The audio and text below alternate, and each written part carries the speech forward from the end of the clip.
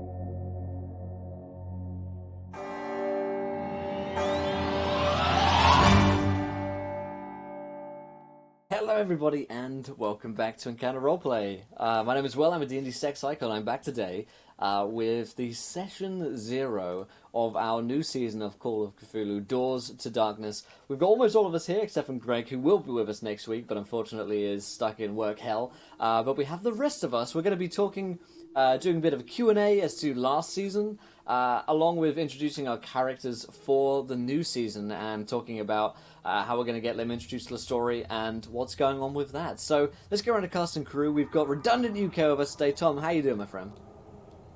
I'm not too bad, thanks. I could be better, but I'm not too bad. Good to be here for, for this kind of like debrief of the previous season and brief for the next season. So it'll be quite interesting to see what's in store. What not only Will has in store, but us as players have in store. And I have been hearing what the others have with their characters, and it's going to be a lot of fun. It is. In fact, as we start going around here, I'll open this up to you guys in the chat. If you do have a question to ask, either about the next season or the new season for either myself or the cast and crew, feel free to ask the question. It's easiest if you put @Encounter Roleplay in chat and I can see them. But feel free to start getting that round. What we'll probably start off with is a Q&A, and then we'll start talking about our characters for the next season. We have Don with us today. Don, how you doing, my friend? Oh, you are muted, my friend. I'm great. I'm really happy to be here. Starting to think about new characters and new seasons, and man, it's really fun to start thinking about that. It feels like the last season was a really long.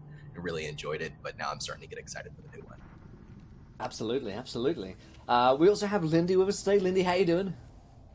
I'm doing super duper spiffy. I am super excited for this next season. I loved the last season so much. I think I've watched it 3 times since then, just because I was like, I need more feels, and it was just wow. I can't wait to see what you have in store. Hopefully, find Larry, but we're gonna see. I'm really hyped to be able to chat about it with you guys in chat and here as well. Absolutely. We also have with us today Pruitt. How you doing, Pruitt? I'm doing all right, man. I agree with Lindy. All the feels, I need them. I need them in my heart and my soul. I'm very excited to see where this goes. Just discussing the characters beforehand, this should be interesting to say the least. Absolutely. Hey, and 21 months Redundant. Holy shit, that's been a while since we've been playing games together. It's flown by, hasn't it? It really has. Time flies when you're being chased by eldritch horrors together. So yeah, I guess we'll open up the floor. We've just finished our series of Nameless Horrors. If you haven't watched it and you're worried about spoilers, there probably will be some spoilers involved. So if you really don't want to catch any spoilers, you can go back and watch them. You can mute us for a little while. If you guys have questions, feel free to fire any questions at us. As I mentioned, put @EncounterRP or encounter roleplay in the chat, and they pop up nice and red for me to spot. But I guess let's have a general decompress with the cast and crew. How did we feel about the last season? We had a little 10-minute chat at the end of the season itself, but we didn't have much time to really decompress about the whole season, because when you think about it, actually that was a lot of time that we spent playing that game. 16 weeks, about 4 months playing that one season, so that's tough to put all into 10 minutes. Tom, I mean, for you with Sloan, what was it like playing Sloan? Because a very different character to Ryan Hawkes you'd played previously. Yeah. What was that like for you? It was a lot of fun. Sloan was a character that, like you said, was something completely different than I've ever played before. It was very different from Ryan Hawkes. Very different from Harvey, and even different from when I played the private investigator, and then Matthew when Ben did. That's right, yeah. From at the very beginning. So this was something, just out of nowhere. I fancied playing something completely different. And Sloan, normally with my characters, I get inspiration from something, from media, film, or anything. So Ryan Hawkes is kind of like derived from Nathan Drake a bit more of an asshole. Harvey was taken from, like just choose any friggin' 1920s young aristocrat, like Jeeves and Wooster or something like that. Yeah. But Sloan wasn't taken from anything. He was literally just something I came up with. I'm not even sure how I came up with the name Sloan. I just thought, yeah, okay, I'll go that. It just popped into my head. Yeah. And it was a lot of fun playing him, because from the very beginning, when I first started playing Sloan, I wanted him to be outwardly quite freakish and repulsive in a sense. Mm-hmm. I wanted people to be kind of repelled for him, get an instant reaction from him without getting to know him, just outward appearance. So, and I was expecting, to be honest, Sloan to maybe even get slotted by one of the other party members, because he was so strange and weird. He was so unusual. Yeah. And I was convinced that the others thought, well, this guy's going to get possessed easy. This is the bad guy. We kill him, and it's not going to anything's. So yeah, but I was quite surprised, and one of the main things I really wanted to push forward, although Sloan had a very kind of unusual, weird, repulsive kind of outward appearance, inside he was actually a very good person. And I wanted to get that message through. He was actually inside someone who did genuinely want to save people and help people. The reason for his outward appearance was as a result of something that happened in his past, which didn't get found out in the season. I think, something that we're going to we've talked about to explore in our next season. Sort of Sloan's origin. So I'm excited to delve into that and see how Sloan came to be. There's definitely some hints at it about the Matthew stuff that we had around episode 12 or so.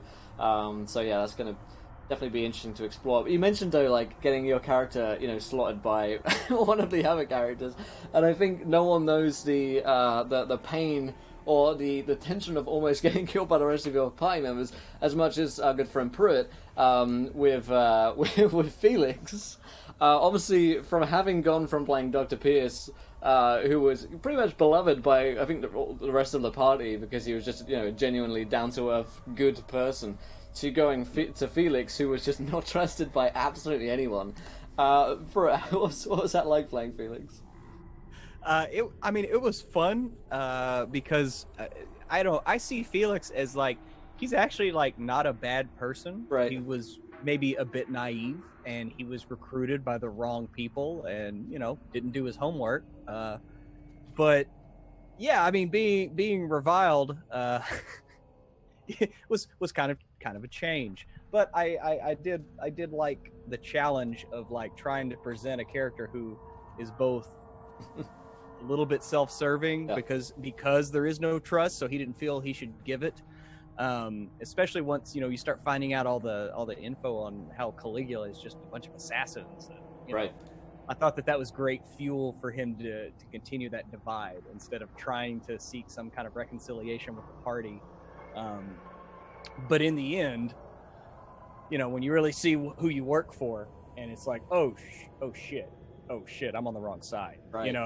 I think he tried to do the right thing, even though he still wasn't trusted. I don't know if that would have. I mean, I loved how the season ended. I thought it was a lot of fun, and it was just fun. Playing Felix, playing a hobo. I mean, when you start getting like levels deep like that, was my favorite. In role playing, that's a whole nother thing. Yeah, like that was moment, a genius moment. that moment where he pulls Lou to the side and goes, "Okay, what's our mission?" And she's like, what? Like, I couldn't wait for that moment. It was so good. But yeah, like, playing Dr. Pierce, it was, I grew up on MASH, and like Hawkeye is my be all end all, like one of my heroes, and so that just came about as natural as breathing to me, as far as like that demeanor and everything. And I wouldn't mind bringing him back at some point in the future if it's possible. I mean, this is Cthulhu and anything's possible. But, Absolutely. I don't know. Yeah, we've actually talked about doing the sort of the greatest hits season of Cthulhu, where we just bring in our favorite characters from previous seasons. So let's go over to Lindy playing Lou this season, and obviously you're not, and this probably goes to Don as well, with Garin. You guys have decided not to play Lou and Garin this season. What was it like playing those two, who had, I think, one of the strangest and yet sweetest relationships that we've seen in our Call of Cthulhu seasons, and what made you make that decision not to bring them back for this season? Oh man, there was so much indecision paralysis. I think we were literally like keyboards of furying yesterday for like 3 hours. Like, I don't know, do we bring them back or not? We're just very torn. But I loved playing Lou. She was a concept born from insanity of a 15-hour-long straight one-shot highway drive. I was just like, what could I play? Straight magician. That's not crazy enough. Hobo. Boom. And I don't know. I had like a general backstory, complete with amnesia, and yeah, that was great. Lesson learned: never have amnesia. Never have amnesia. I haven't learned my lesson. It's gonna happen again at some point.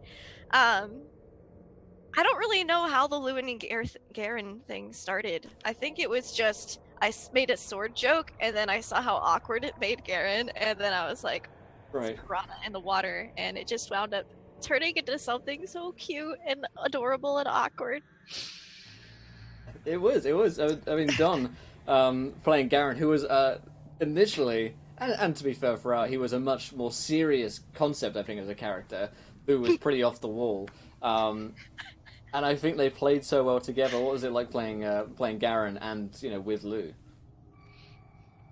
It was really interesting. Where I started with the idea for the character quickly changed. I think I had this idea that maybe he was more competent, a little more confident when I first started, but I think it was a combination of all of the sword jokes and him losing his sword like first episode, first thing happens, he loses his sword. I kind of realized like, oh, okay, maybe this isn't right. Maybe he should be a much more bumbly sort of still trying to figure out how to be the kind of guy he wanted to be person. And then the story with Lou over the course of the season, we had that episode where there was like the date at the weird mask dinner club. Yeah. And that was really awkward, and it was so much fun to do that. And I was like, all right, well, I think this is how this is going to continue to be playing out. It was a lot of fun. Yeah, absolutely. I think he was the perfect sort of straight man for Lou's kind of craziness to bounce off of, and that comedy aspect I think really worked well between them. Well, let's get some questions in. I saw a couple here. I've got them all on the list, so don't worry if we haven't got to yours yet. Lauren had asked, myself, what was the process in adapting the module? How did you decide what to keep versus what to change? Was it based off character choices as you went, or previous seasons? Nameless Horrors, I kind of, like, read through that and the old 1920s Dunwich book, and sort of just took bits that inspired me. I think it was probably about 20% actual Nameless Horrors stuff, and then the rest of it is sort of make up on the fly / based on previous seasons. I knew that I wanted Lieutenant Martin Poole to come back as a villain. He's one of my favourite villains of the Call of Cthulhu season, along with Sedefkar as well. To kind of tie up that loose end that we had left as to what actually happened to Sedefkar, because that's something that we'd never actually explored in Masks of Nyarlathotep. Comet in the He just sort of, rolled away into darkness in his wheelchair, and we never saw him again. Kind of never got asked. And of course, I wanted that to be a cool little twist for the party and a nice little throwback as well, as to how Abhoff came to be. It really started to get away from me in the best way. When the story started going into all crazy directions, I was like, I know that Abhoff is gonna like fuck with time. I'm gonna fuck with these guys with time as well. And I think it was like that was one of the like most fun aspects of this season, was the different flashbacks that we had, the different timeline stuff that we had going on in the Miskatonic Valley, and that was sort of, I guess, Nameless Horrors and the Dunwich setting was my inspiration for that, the sort of base for that. And then I was like, all right, we're gonna write our story into this, because there's no way you could follow a module with this crew. There's just no way, it's obviously going to have to get adapted and changed, and it just fits so well with everything that's going on with the timepieces and Caligula, and we had this ongoing we've got this ongoing sort of spy mystery twist with this season going on between the Symphony and Caligula, and who's good and who's bad, so it all kind of worked out quite well, and it was not planned all in advance. It was week to week. This thing's really cool. We're going to do this some more, and working as we go. Until about the first half of our campaign was actually really like slow burn, and we had like really solid investigative sort of drama going on. Where things hadn't gotten really sort of eldritch, and everyone was like, this is so chill. And then the second half was like, all right, let's turn this up to 11. And that's when we started getting into all like weird time dilation and stuff like that. So, yeah, I love that. And I think that's something that we're going to continue on to into the next season as well, because all like the Dreamlands and time stuff is like a part of Lovecraftian fiction that I really enjoy, and I don't think it's been that well explored, particularly in our own campaign. So yeah, that's pretty exciting. Kevin asked which scenarios are being used from Doors to Darkness. Are you sourcing from all of them, or aiming to create something unique? Something similar will probably happen again this season. I have our initial scenario, I've forgotten the name of it. It's the one in the hotel. Is where we're going to first of all, and from there we will go off the rails from the actual module, using the inspiration from Doors to Darkness, and creating our own narrative again. Again featuring main villains, the Symphony.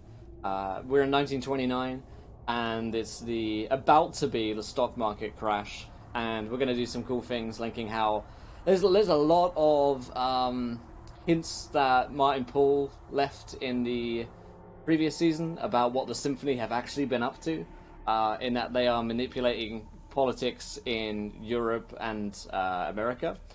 And we're going to see exactly how the Symphony have been doing that. So a lot of historical actual events are being manipulated into, actually, this was the Symphony behind this, and using this to their own advantage. So it's definitely going to be interesting in that way. Let's see. Is Greg playing a relative to Jolly? I'll let him answer that question next week, to talk a little bit more about his character, but his last name is Edwards.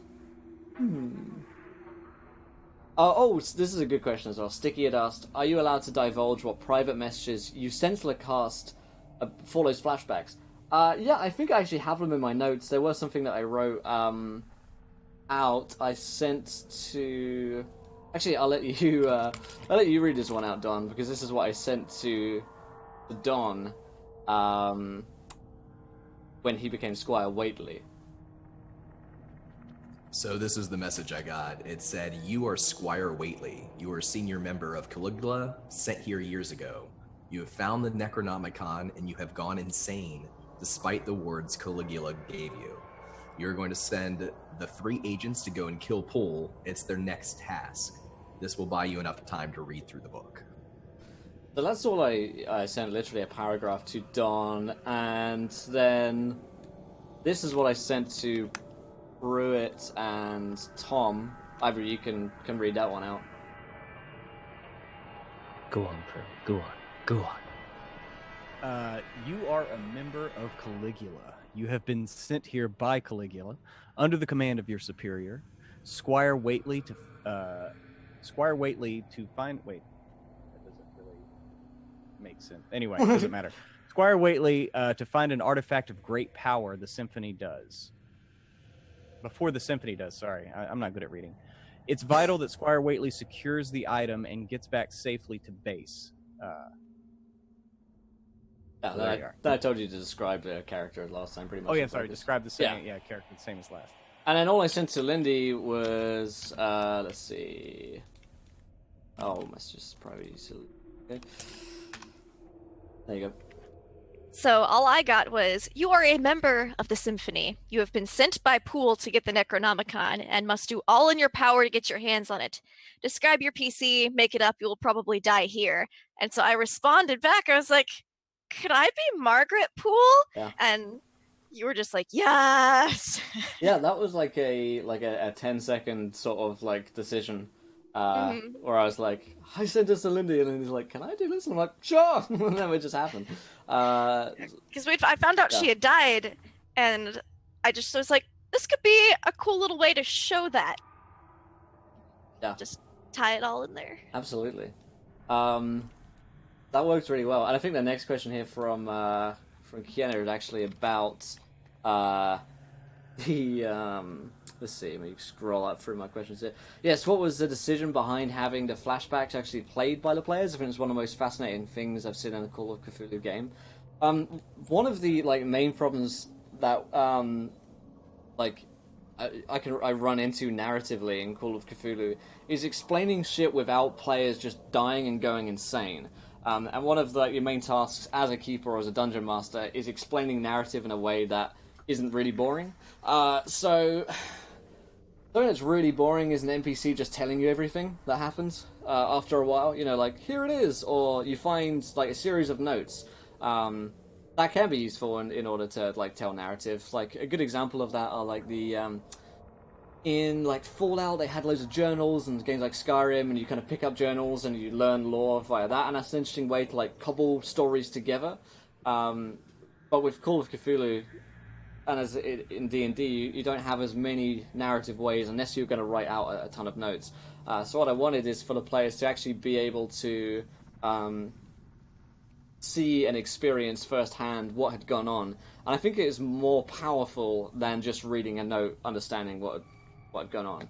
You know, for them to actually be in those bodies. And because we're in Call of Cthulhu, you basically have the answer is, it's weird magic, no one's going to understand it, so you can do the fuck what you want. We're fucking with time here. Nothing really matters. You know, the rules are quite lucid, so you can do that. So I just wanted them to have a more powerful and evocative experience. Like, I have actually been Lieutenant Martin Poole. I've actually been Lucille when I was killed. You know, so I don't know how that was for you guys. I felt like that was quite an interesting way to do it. I personally really enjoyed it. I thought it was a great way to do kind of tell a flashback or storytelling. Not only that, but you basically gave us the characters and said, use your imagination, go for it. And we did. And it's just what we love doing as players too. It wasn't as simple as this is a script, read from it. You gave us a brief paragraph and said, just go with it. And I thought it was a really, really good way of retelling that story. I thought it was fantastic. And also, since there is some interpretation there, things can change from the way you intend. Because I think the big thing was Greg. and the way he read what you sent him, he Yes. read like kill everybody. And that's why, like, when we bust in the room and my Yes. guy just goes down like a bitch, he comes in and just caps one off in the kid. Yeah. That wasn't really supposed to happen. Great, that is actually super interesting. Because yes, Yeah. it was interesting because what I didn't want them to be is cutscenes that you watch. Because watching a cutscene is basically the same as me just telling you all of the narrative. Like, DM says exposition and players receive it. It would be more. I thought it'd be more fun if you guys actually play through it, and of course, like, events change. So when I sent that to Greg, and they're busting into the Lieutenant Martin Poole's and Lucille when she's a child's house, their directive was to murder Poole. Greg read that as, kill everyone, basically. So it was really interesting that Lou wasn't actually supposed to die there. And at the same time, it worked just so beautifully well. And Greg sent me this, bless him, he sent me this huge long message after the game, and he's like, "I'm so sorry, I have destroyed your story, all of your hard work. Like, man, can we veto this?" And I was like, "Dude, this works 10 times better than what I had in mind." And so from that moment where she had actually been shot, that was complete improv on my part. We're like, okay, fuck, Lou's dead. Like, how did she come back? And as soon as he said it, like, oh, that's 20 damage to Lou. She's down. Fuck. But it worked well because Lou. I knew that Lou always had this pendant on her. She never knew what her backstory was. She didn't have any understanding of what her history was. And again, we're in a time with Lieutenant Martin Poole, powerful magician. He can do whatever the fuck he wants. And places a locket on her. She is sort of reborn, and that's the story. So, yeah, it it wasn't expected, but it worked out really well, and actually led us to to getting to the rest of our plot with Poole trying to get back Lou. Initially, Poole wasn't actually trying to. In my head, he wasn't going to have done that. He just wanted Lou back in the symphony. And then I was like, this is 10 times more twisted that she's died and needs to come back, and he needs these members of Caligula to die. So, there you go. In the heart of improv, definitely drove the story forwards in Nameless Horrors. But we had a question in from Lauren, which was, what is your guys' favourite unexpected moment? I think that was my favourite unexpected moment as a keeper, because I didn't have that planned at all. But for you guys, was there a twist in the tale, or something that you just completely didn't expect another cast member to do throughout the whole season? Tough. Speaking of favourite moments, you have to give us a bit of a moment to think. I surprised myself with unexpected moments. Like, I'm gonna lick the fungus. Yeah, that's me and Larry both are gonna lick this fungus as soon as everyone's gone. That was a very spur of the moment decision, and I'm like, I'm doing this, and this is a terrible idea. Yeah. Why am I doing this? I know what mine is. What were you got? When we saw the statue of Squire Sloan, that was my holy shit and my oh god, they're gonna kill me moment. Because I genuinely, I'm sure Greg was close to slotting me right then and there. Not only that, but we saw the bodies of everyone. So if anyone was there, they could have put 2 and 2 together very easily. And I thought, oh, this is where Sloan dies. This is it. This is it. What do I do? And my approach was do what I've been doing. Just be 100% honest. Throughout the whole thing, just be 100% honest. And thankfully, they didn't slot me.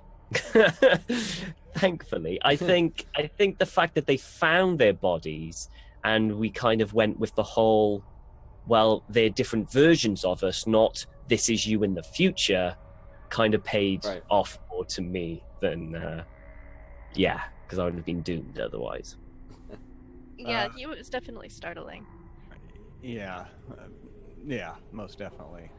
For me, I think it was probably when the Necronomicon showed up, and personally for me, I love everything about the Necronomicon and what it represents, just in fiction, and so Pierce was kind of drawn to that. But when Jolly just looks at the corner and then drops because he takes like 9 damage and gets stunned or something from glancing at the corner. Not even a word on the book.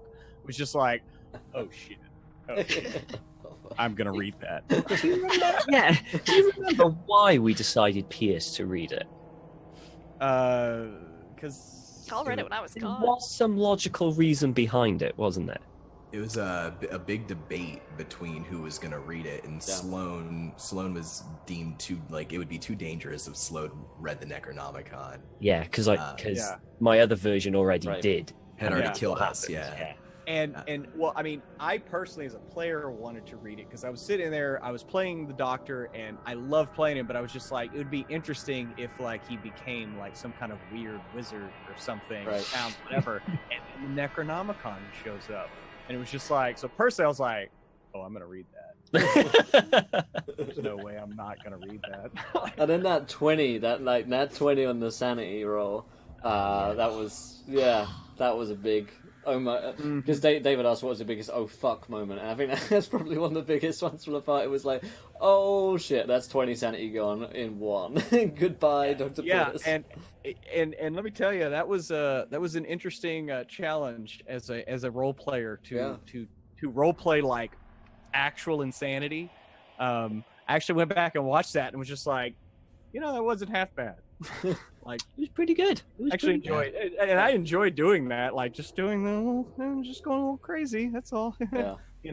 I don't know.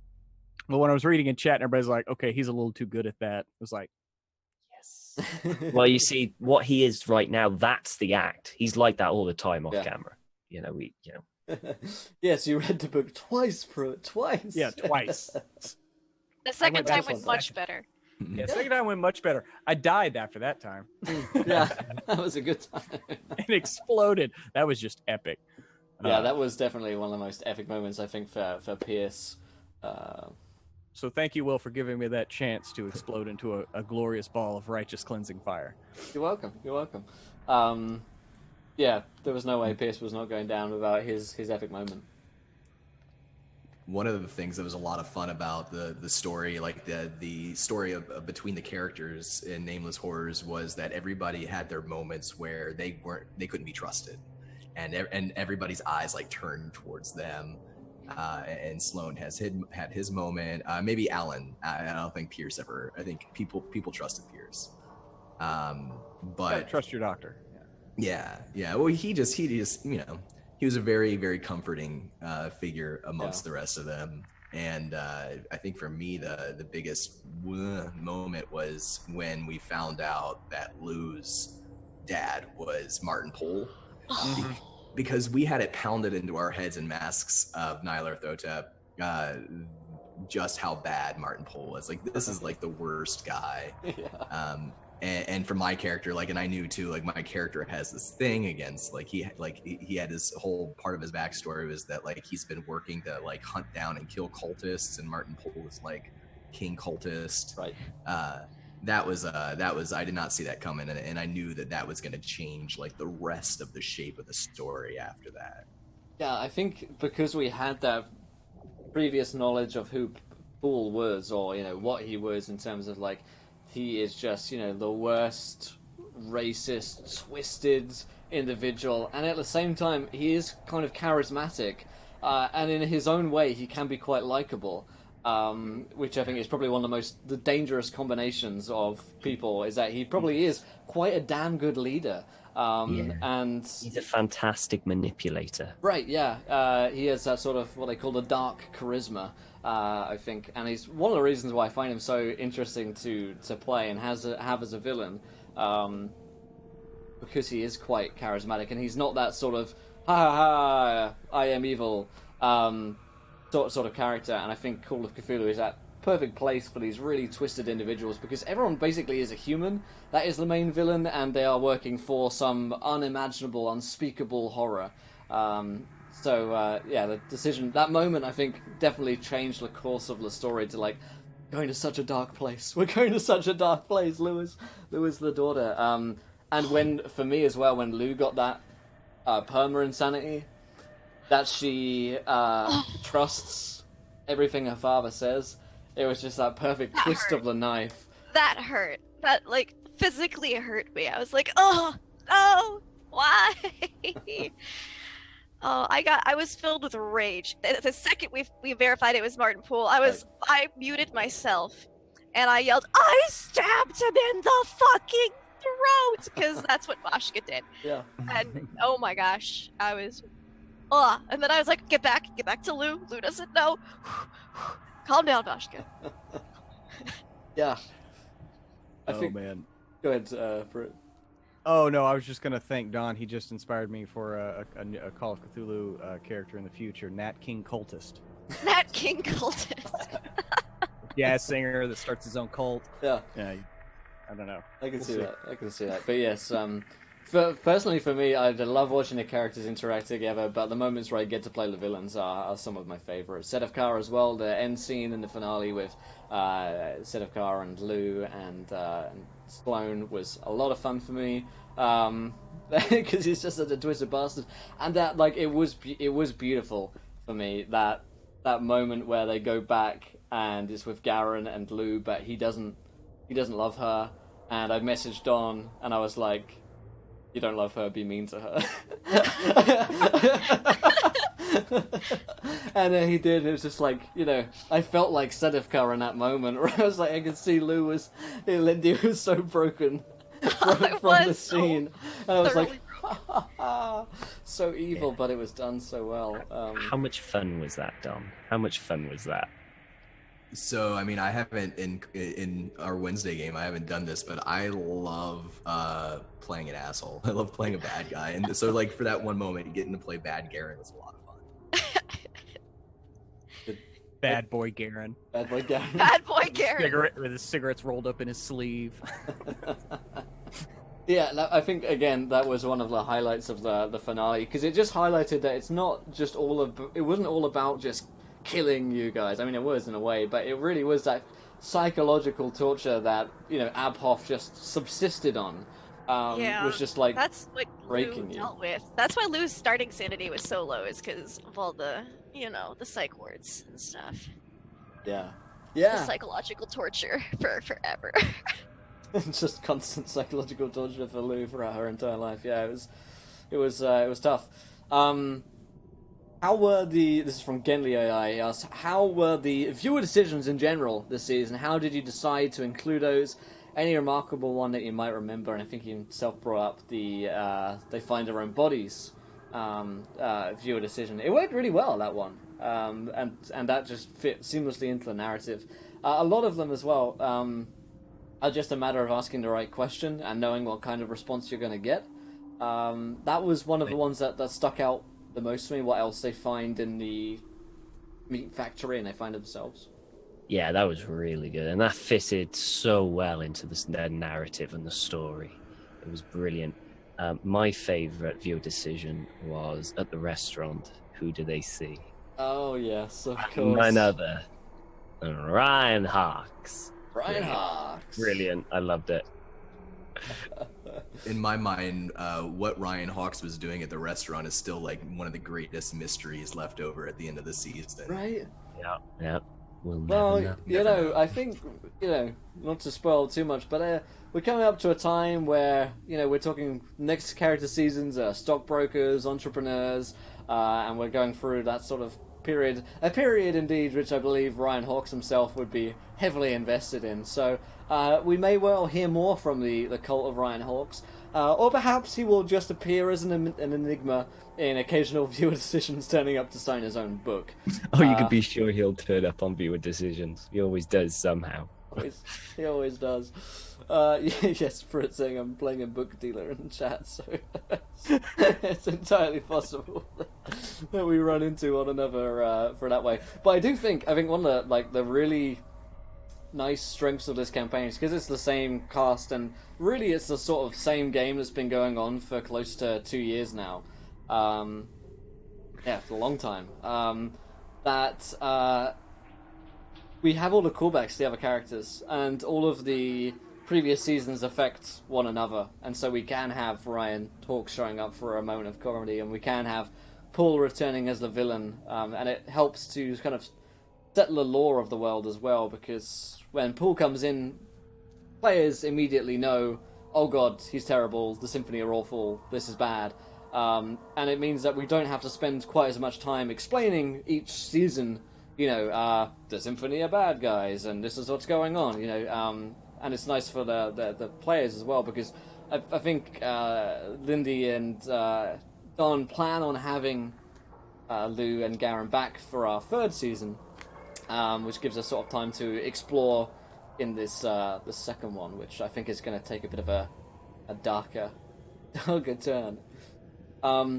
Genly asks, for the players, have you consciously changed your roleplay of characters based on sanity, or does it come naturally based on a story that led to insanity changes? I guess one example would be Dr. Pierce when he does go crazy. That's an active roleplay decision, I suppose.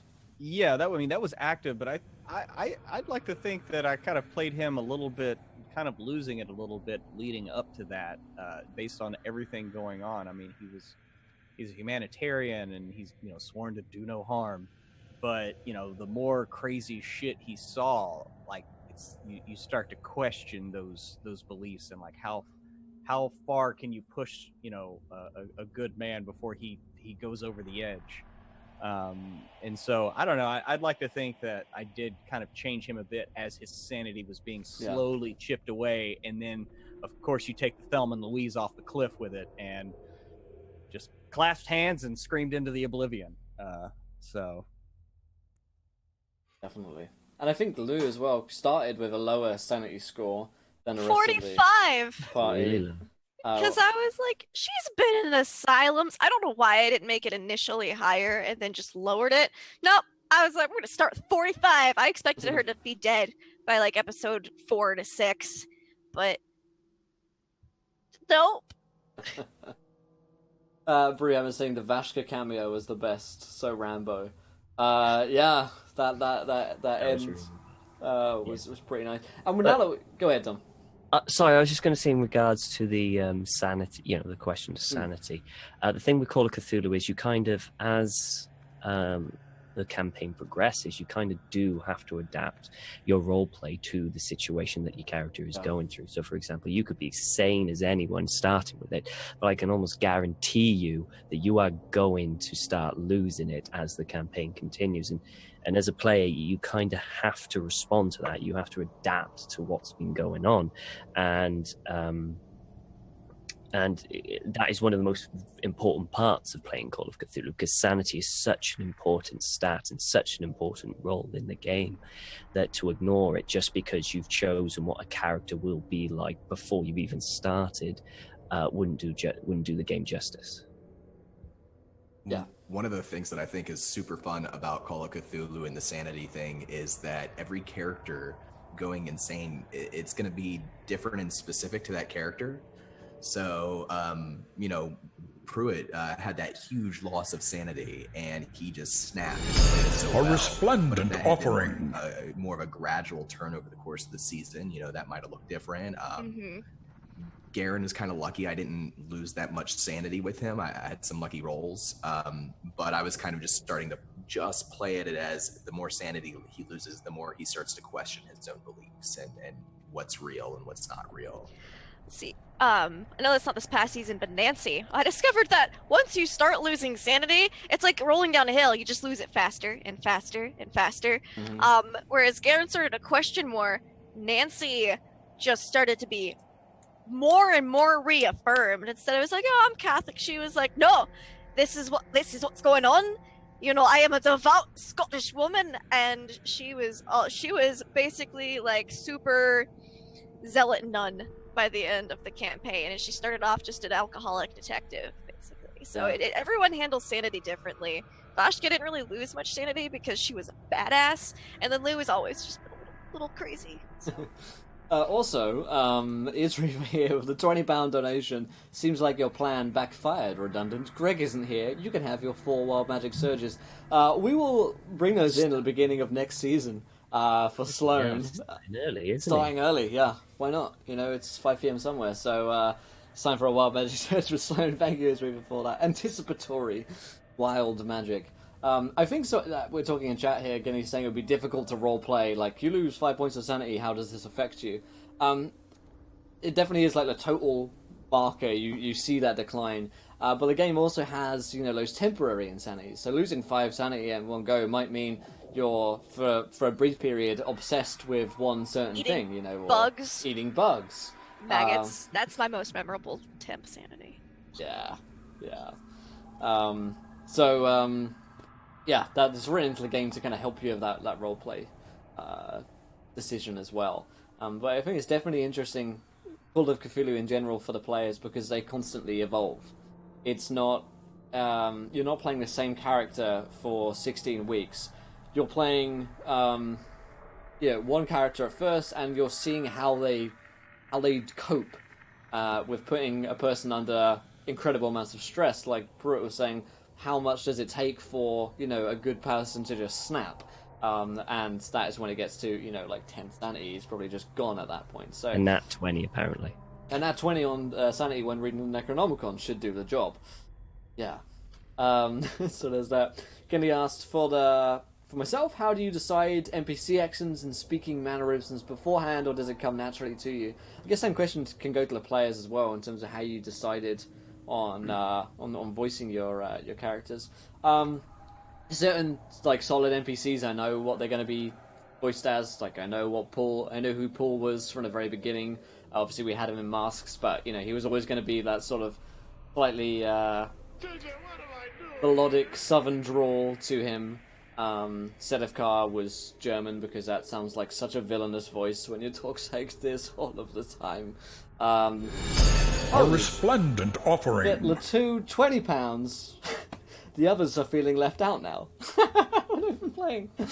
2 Wild Magic Surges for Don, 1 for Lindy, and 1 for Pruitt. Write these down, my friends, because we'll get those rolling at the beginning of next session for your characters. Thanks, Latu. Yeah, now you guys are not feeling left out anymore.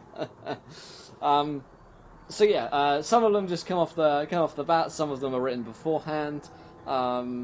It does. The more you do it, the more naturally it comes to you. I think the more quick on your feet you get when you're doing voices. Of course, I play a stupid amount of D&D, so I actively think less. I think about doing the voices, especially when you have a bit of a bank to pull from of different accents and voices and mannerisms, and then you can just quickly on the fly, like, oh, this guy is kind of like this. I think Joe at the got his second name, but Joe, the store guy who stole all of his cans from, he was Scottish, but that was sort of a on the moment decision that he would be Scottish. What about, I think Sloan had quite a way of speaking, quite a mannerism to him. That was something that you thought of previously, Tom, or did that just come as you started playing him? That's kind of with my accents, with my characters, I kind of get an idea what kind of accent I want to do, and then kind of like a general area where they live and their backstory. Sloan's accent was very specific. I wanted it really very unusual and very creepy, but calculated at the same time, as if he's kind of thinking as he's talking. So like every word that he chooses makes sense. There's a reason why he's saying it in that particular way. And it's also a side effect of his past as well. It's a side effect of the constant laudanum use as well. It's dulled his kind of emotional state and his kind of brain activity when it comes to emotions. He still feels emotions. He still feels everything. He just can't show it. It's just something that his brain has kind of been drowned out by the laudanum. So it was very specific. There was a reason why I chose that accent. Absolutely. But Dave, if we're giving out gifts, let's give the whole crew a nat 20 for next week. Noted. Okay. Yeah. That will be useful. Okay. All right. So nat 20 for all players. We'll get that sorted for next week. Thank you, Dave. Anticipatory assistance and quote unquote help for the party. What about Garin? I thought Garin had an interesting voice and way of speaking to him. Yeah, I think when you can approach it so many different ways. Some people start with an accent or start with like the aesthetics, the physical mannerisms, and kind of work their way to the backstory, or you can go the opposite way. I always figure out how they're going to talk last. It's like the last thing that I do. And I always want it to be just a little different than my own voice, so that you can tell, for people who are listening, you can tell the difference between when I'm describing what's happening and when I'm speaking as the character. But it was fairly subtle. I think he became more bumbly as the season went on, which is something that I just kind of started playing to a little bit more. But I went with just sort of like a real light, my real bad attempt at a Maine accent. And I used to live in Maine in the summer, so I have a real fondness for that place and the way people talk there. And so that was when I was like, well, I don't know where he's going to be, but I know we're going to be in Arkham, New England for the season. So I thought, well, I'll make him from New England, and I'll make him from Maine. And that's sort of like the last thing I did. Yeah, I think it worked really well for Garin as well. You could tell that there was something interesting going on with him because of that voice, and it was very clear to tell when it was Don speaking and when it was Garin. Lou, I mean, Lou had one of the, I think, probably most distinctive voices out of the crew. What? Me? Really? It's funny. I had no idea. It's very funny, like watching. The transition. Yeah. So hey, Greg.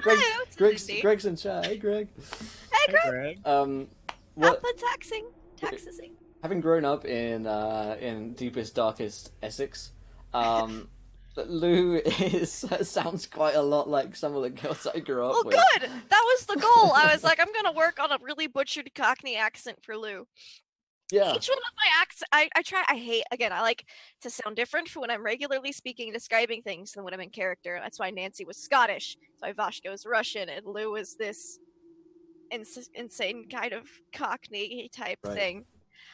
Because the Scottish was really, I need to work on this accent. There's going to be a lot of dwarves in D&D. This is a good, we'll just, a Scottish private investigator, Scotland Yard, Nancy MacDrew. Yeah, no, it was basically a set of puns, just building and building on top of each other. But Lou, I think, because she was conceived in the 15-hour car ride, I think it was just, I was trying to get a character, and I was like, hobo, crazy hobo, and I just started messing with accents, and that one clicked. I was like, yep, that sounds like a literal insane person. Let's go with that. Yeah, absolutely. My husband woke up next to me and was like, what are you doing? What are you doing? Hello, we're driving to Florida. It's funny, it's because it's caricatured, but like the root of the voice, like it really, like I know someone, she speaks like that, and whenever I heard Lou, it's like a kind of her face that I pictured doing it. It's really quite funny actually. When I first heard it, I was like, oh my god, no, no. Oh my god, no, it's her. I did see your face, and I was like, is that because it's really bad, or? It's too good. Too good, yeah, that's it. It's art imitating life. Yeah. Imitating art. Absolutely. And then I think, other than Greg, obviously Jolly had a distinctive speech pattern as well, and mannerism, as much in the content of what he said and how it was delivered as the actual voice itself, which was very, very interesting. And then also, Alan Pierce had his own way of talking as well. Yeah. That sort of. Yeah, with Pierce, I didn't try so much to change my accent. It was more just about my cadence and clip and mannerisms. Now, Winston Colchester, that was my first attempt really, because like in all my role playing, like we never really did voices that much, like in our home game. So when I first joined y'all and I like watched a few videos, I was like, oh shit. Oh, these people are serious. Oh my god. And so I wanted to be comfortable because I wasn't used to like having an accent for that long. I was like, well, hell, I might as well just quit hiding what I hide every day of my life and just go ahead and let it on out, y'all. And so that was comfortable to me to get into it. But when it comes to like, doing voices, like, I mean, hell, in my own game, for me, I like doing more impressions. And so, like, I have a beholder that's Sean Connery, and I have a gnomish mob boss that's basically, you know, Don Corleone, and so I really enjoy doing that. But for me, Will, I'm not as experienced as the DM as you, and I'll let you have a peek. This is my NPC board. All of the mannerisms and who I'm nice. all that. And so, yeah, I really like, once I put this up, it became much easier to just kind of flip between NPCs, and you know, whatever it takes. I hope to one day be able to just kind of fluidly go from one to the other. I have a couple of friends who are voice actors, and when I was starting to do this stuff, pretty much told me the same thing. It is a muscle, you know, and it's just something that you exercise and then just comes quite naturally to you, I think. So it's a great place to start. They told me to do the same. They said you can do an impression of this famous actor or this character. Do that until it kind of develops, and I think that really is just good advice for people at home who are looking to do voices. If you can do a bad Sean Connery, or you can do a bad, you know, Arnold Schwarzenegger or something like that, like do that, and then it will begin to develop. It really just is a practice makes perfect kind of thing. Yeah, a gnomish mob boss is pretty great. They got to meet him last night. You come to me on the day before my grand opening and ask this of me, and so we had a good time. But yeah, no, I think all of the characters had interesting voices, and that's something that I do enjoy, particularly of the villains bringing. It's just their own way of speaking, and so that it's easy to identify which, you know, bad guy you're talking to. Who is who? Just we heard the Southern gentleman on the phone. We were like, no, and then it was. There you go. But if you guys have any other questions, feel free to file them in towards us. We're happy to take them here. We'll go for another like 20 minutes of Q&A, and then we'll start talking about our new season, and sort of getting into the real session 0 stuff. I can understand it. Yeah, if English isn't your first language, doing different accents, speaking in a foreign language, that must be really difficult. Not being someone who can speak a second language, I have no idea how that would work. It sounds really hard. I think when it comes to voices and accents and stuff like that, I think a lot of people are a bit nervous doing an accent because they're afraid it's bad. They're afraid people make fun of it and stuff like that. And I know it's hard to get through, but once you just start doing it, once you just don't care. I mean, I do accents, and they're not particularly good. But once you don't care and you just do it, and as you said, do it over and over and over again. And I don't know if you guys do the same. In fact, when I'm creating a character, I think the accent comes first before anything else. I just walk around the house, and you can pretty much say when I was coming up with Sloan's accent, I was talking around the house like this, and just being really creepy and just talking and just random things like that. And if you're worried about it, just keep doing it. That's all it is. You just keep doing what you want to do again and again and again and again, and it'll come. As long as you're having fun doing it, that's the most important part. That is the most important part.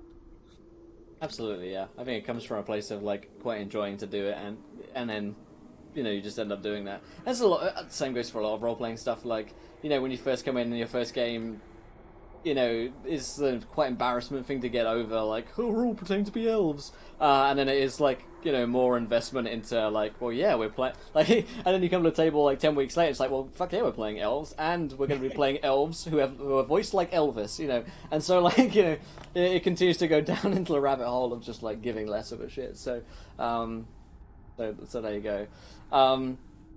But yeah, let's see. I'm trying to think what else. Or like any other highlights of the season that I particularly enjoyed myself. I really did like that slow burn, like at the beginning of our campaign. I think I loved that. I thought that was beautiful. Yeah, we had that, which is a little bit overlooked now, I think, because we had that really explosive finale and that like 5 or so episodes leading up to it, which were like absolutely killer. You know, like the lead up for when we were discovering all of the time stuff, all of the flashbacks. I was like, yeah, fuck yeah. And I kind of forgot like the early stages of our campaign were like, okay, you come to Arkham. Yeah, the plane crashed, but like it was a slow investigation. My favorite part about that was that because it was slow, we were really investigating the group dynamic. Everyone got to know each other right at first. So then as shit started getting crazier and crazier, I feel like it affected the group more as a whole rather than, oh, we still don't kind of know each other, we're not still quite comfortable. It was just, all right, we're a group, we know like this, but then this changes and it completely like wrecks how we perceive some things. I really liked the slow burn in the beginning because of that, how much it affected the second half of the game. I Roleplay-wise. I think the building up of a relationship in the group is so vital before the shit hits the fan, because when it happens, speaking from a kind of like a player point of view, if all things went, if we didn't have that slow build up, the investigation, knowing that we all are kind of like pulling in the right direction, we may want to do it in different ways, but we're all kind of going in the right direction. When it actually does hit the fan and you need to rely on the others around you, if you didn't build up that relationship at the start, it's very, very easy for characters just to go by and just run off and leave people to die. Basically think about just number one, just want to do this and that, just keep me alive. And that can just cause problems left, right, and center. I mean, it can cause a good kind of like role play in a certain different way. But overall, I think it's better once you've built up a relationship with all the other characters, you've got to know them and all that. And then there's also when you get to that level and then someone still runs. Yeah. That run means so much more. Exactly. So Everything becomes much more meaningful on like a different, it's like a whole different level of RP. Yeah. I think that's something that the season portrayed quite well with the characters, that you could tell that they were all quite good friends, actually. Or at least were quite a good team working together. And so when things did start to go crazy in our second half, that was pretty much an active decision from my part to turn the tempo of the story up, up to 11, where it's like, okay, now you guys have to deal with, like, the actual bad stuff. That's pretty much when you guys drove to Dunwich, and that night in the storm, was when everything just started to go, like, really fucking crazy. And like, that's pretty much, if you read Lovecraftian stories, is how those narratives often play. It's actually quite boring, actually, if you read a fair amount of Lovecraft stuff. There is some stuff out there which is like, actually, well, the first chapter or so, like, this is fairly slow. Like, there's not actually too much stuff going on. There's a bit of mystery, there's a bit of intrigue, and then by the end chapter, you're like, holy shit, this was amazing, this was crazy action. And that was something that was quite difficult, especially on a live stream with the viewer decisions and the donations and the wild magic, to, like, try and compress the tempo of that first half so that it was a slower burn. I don't know about all you other characters, but for you guys, was there a point where you started trusting everyone else in the party? I mean, for Sloan, for much of the time, it was he saw it as a necessity because he wasn't physically able. He was quite vulnerable in of himself, and he saw the others as a necessity, that he needed them to complete his objective, which was to stop what was happening. He generally believed that that's what he should do. But as it got on further and further and further, he did slowly start to trust people. I was just wondering, probably he started to trust people when he told you of what he saw with the vision when he did this seer thing for your own corpses in the manor. And when he told you the truth, that you actually believed him and didn't immediately slot him, I think that was kind of like the turning point for Sloan. Like, okay, these people I can trust. Jolly was still a bit iffy at that moment because he was still, I think in Jolly's mind, he was still wondering whether to kill Sloan or not. Yeah, Greg says in chat, no! No one never trusted him. But was there like a particular point where, like you just like, right, these people have got my back? I thought about that a lot with Garin, and it happened individually, but I think over the course of the season, so much happened, and so many people had the opportunity so many characters had the opportunity to step in and save another character or do something that put themselves on the line, that there's no, besides Felix, until the end, Felix got there too, but I think there was no question in his mind because they had all proven it again and again. And I don't know if it was one point or accumulation of points. I think for Sloan and Garin, when Sloan like basically made himself go crazy to heal Garin, that was, I mean, like, I don't think he could go back after that. That was pretty extreme. And so I think it was accumulation. That's one of the cool things about doing a longer season like that, is that bond just gets thicker and thicker, especially if you start with that slow burn and you get to know the characters early on. It's the trust aspect. The trust aspect of the story is a really fun thing to play every single season. Yeah, absolutely. Anyone else got anything to touch on now? Lou trusted Jolly instantly. Instantly. Just, yep, nope, this is my new best friend. We were going to be awesome together. And then she trusted Sloan pretty quickly. Tall, dark, and creepy. Pfft, I know that profile. It's cool. I don't know if she ever really super fully trusted Pierce, actually. Like, she knew he was alright, but he was a doctor, and she had had some bad experiences with some doctors and some psychic guys. And then once she felt like he had genuinely said, "You're not crazy," that's when she was 100%, yep, alright.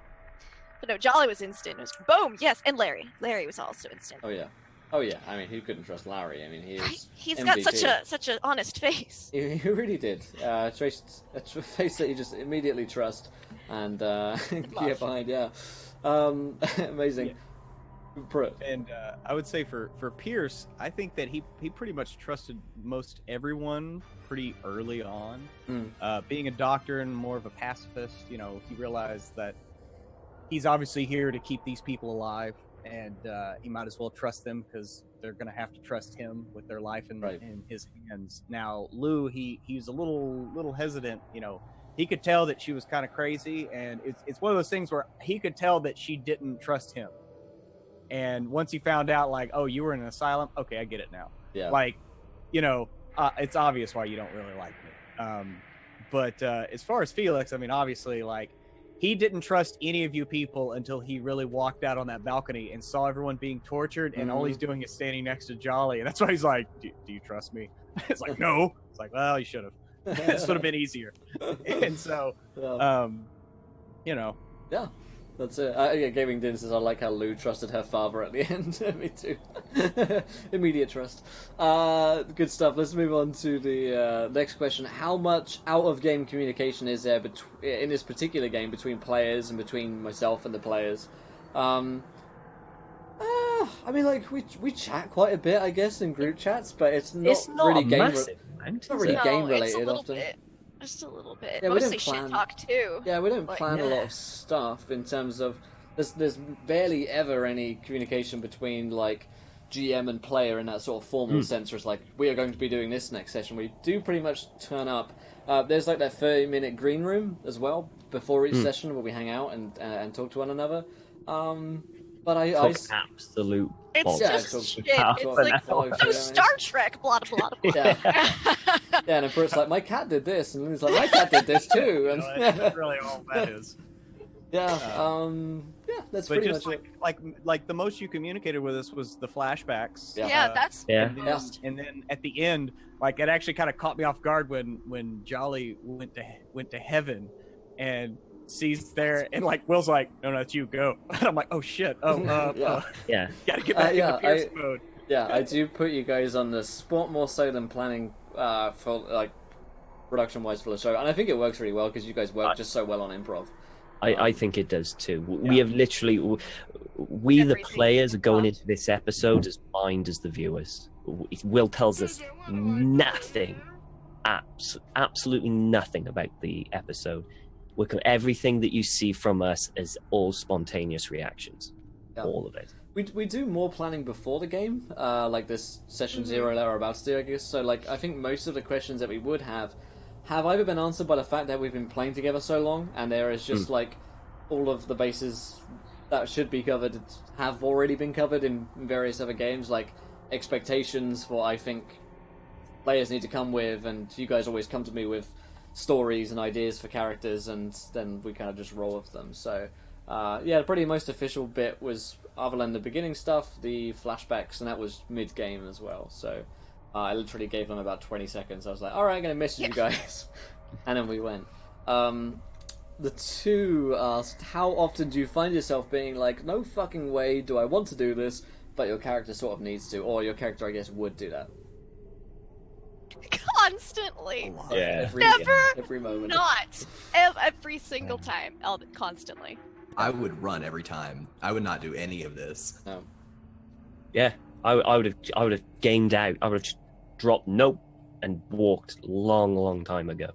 A long time ago. I think one of the worst ones is when I know that, particularly with Sloan, he's got to read something like the Necronomicon, or he's got, and I know that's suicide. That is flat out suicide for anyone to read it. That, and at one point, Sloan even knows that. But sometimes you got to do stuff that your character would do, but you wouldn't. It's very. You have to make sure that you're not. It's not you thinking; it's your character that's thinking. It's a very big distinction between the two. Don't play to win the game. Play to play. You know, and there are some. None of you guys, but there are some players out there that do that. I've got a mate who does that, who basically plays the game to win it. It bugs the shit out of me. It really does. Yeah. I mean, it is the case that you can't really win Call of Cthulhu anyway, so you should accept that and try and survive. You know, like everyone has a survival instinct, and I think that's what a lot of decisions in the root of Call of Cthulhu come down to, is like, okay, how do I survive this scenario? Not how do I become this epic hero of grand proportions. It's like, how do I actually make it out of this alive? And often there is no way to make it out of the situation alive, at least not intact. And you know, it's interesting to see like what people do in like absolutely insane scenarios. What do people do when there is no other choice but to open this book of, you know, utter dread and evil, and it's completely incomprehensible. Which is one of the funnest things about Call of Cthulhu, is like, it can't be understood anyway, so don't try. You know, just go with it and see what happens, and it's going to be fun. Yeah, Call of Cthulhu is a race that you don't win. You can finish it, right? But you're not going to win it. And so, and I would say, like, reading the Necronomicon, while me Pruitt, it's one of those things like, oh, I love that. Like, only because Jolly dropped, and he's like, oh my God, this could hurt so many people. Right. And Pierce is a little full of himself, and he's like, well, if I can do this, then no one else has to get hurt. That was my thinking for that character, and that's the way I'm like, I think that works. Yeah. Even though there's the Pruitt side here that's like, do it, just read the fucking book, you know. And so, you know, I don't know. It takes all kinds. Yeah, actually, the next question is just on the similar note, really, from Sweet asks, you guys, how is it different playing a doomed character in Call of Cthulhu versus playing, you know, this longer campaign, epic level character? Because, you know, our stories are pretty much contained into 16 episodes. Like, we know that it's 4 months, it's a long time to play, and we get through a lot, but it's not like you're probably going to be playing the same character for 2 years. It's an active decision on my part as well, because I think horror works so well in short bursts, and that at some point you run out of tension and places to go, and then it's like, well, my character wouldn't be scared anymore because I've seen so much. Obviously, we're going to have characters return, but it must be different playing that sort of character that you know probably isn't going to make it out of this scenario alive, or at least not intact. That must be different from playing. I mean, a lot of us play D&D 5e. What was that like for you guys? I think it's great. You have to think about the pacing of your character. Maybe you hold a little less back. Maybe, you know, maybe you're more focused on developing relationships early because you just don't have a lot of time. In Cthulhu, the way that our seasons have been going, it is sort of like a slasher horror film where maybe the main character makes it through the first couple of movies, but they're gonna eventually they're gonna die too. But the series keeps going with new characters, same story, new characters. It's usually the villains that are consistent, and I think that's a lot of fun. Yeah, piggybacking on Don's point about not having enough time, so you want to kind of get your backstory out there. Like, I think one of my favorite moments, and I'm sorry that Lou wasn't there, but I think because Lou wasn't there, it is the reason why it happened. When all the dudes got together and had a like history bro down, we're all talking about our pasts and everything, and Pierce actually talked about the war and being attacked by his intestines of a patient, and you know, and all that. I don't know. It's you have to have those moments almost like as a pressure release in a horror game like this, where you've gone through some shit and you're all kind of trying to make sense of it and remember that you're human and that you can get through this, and you have to have that sharing in development of a bond between your party, and I think that's very important. I'm a total nerd for those scenes. I love those scenes where the characters are just chatting, and for a moment, like, you can kind of forget, like, oh, if we look outside, it's like tentacles everywhere.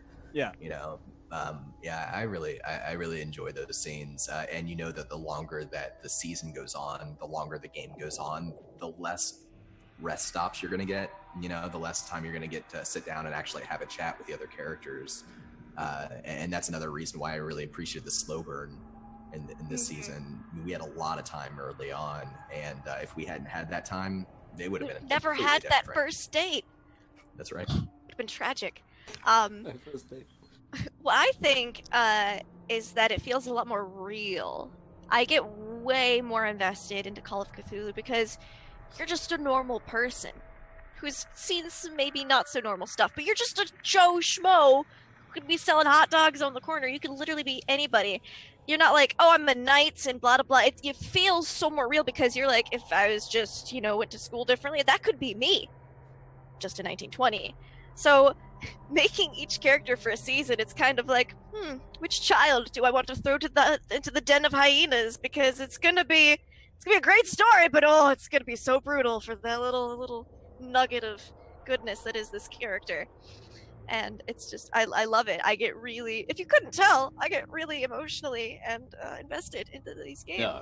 Really? What? What? Really? I never react to anything ever, but I'm very invested because it just feels so real. Yeah. For myself, in regards to Doom characters, every single character I play, I class as doomed. I go into Call of Cthulhu thinking this character is going to die, so I don't play them any differently. I assume they are going to die in this campaign. I do that for LARPing as well. I go into a LARP, I assume my character isn't going to survive. If he does, bonus, brilliant, great. Mm-hmm. But I feel that it helps protect me getting too emotional when they do eventually die. And it when they do die, and if they do die, I love the idea of creating new characters at the same time. I love having a good character that I've stuck with and I've loved and everything about that. But there's something really special and wonderful about creating a brand new backstory, a brand new, fresh character who's looking at all these horrible things with fresh, innocent new eyes as they're melting in his face. So I play every character of Call of Cthulhu as a Doom character. I assume they're going to die. Yeah, totally. The Hagakure says that a samurai should focus on arrows tearing apart his body, spears piercing him, swords cutting him limb from limb. Not to be morbid, but that when death finally meets him, you will not be surprised.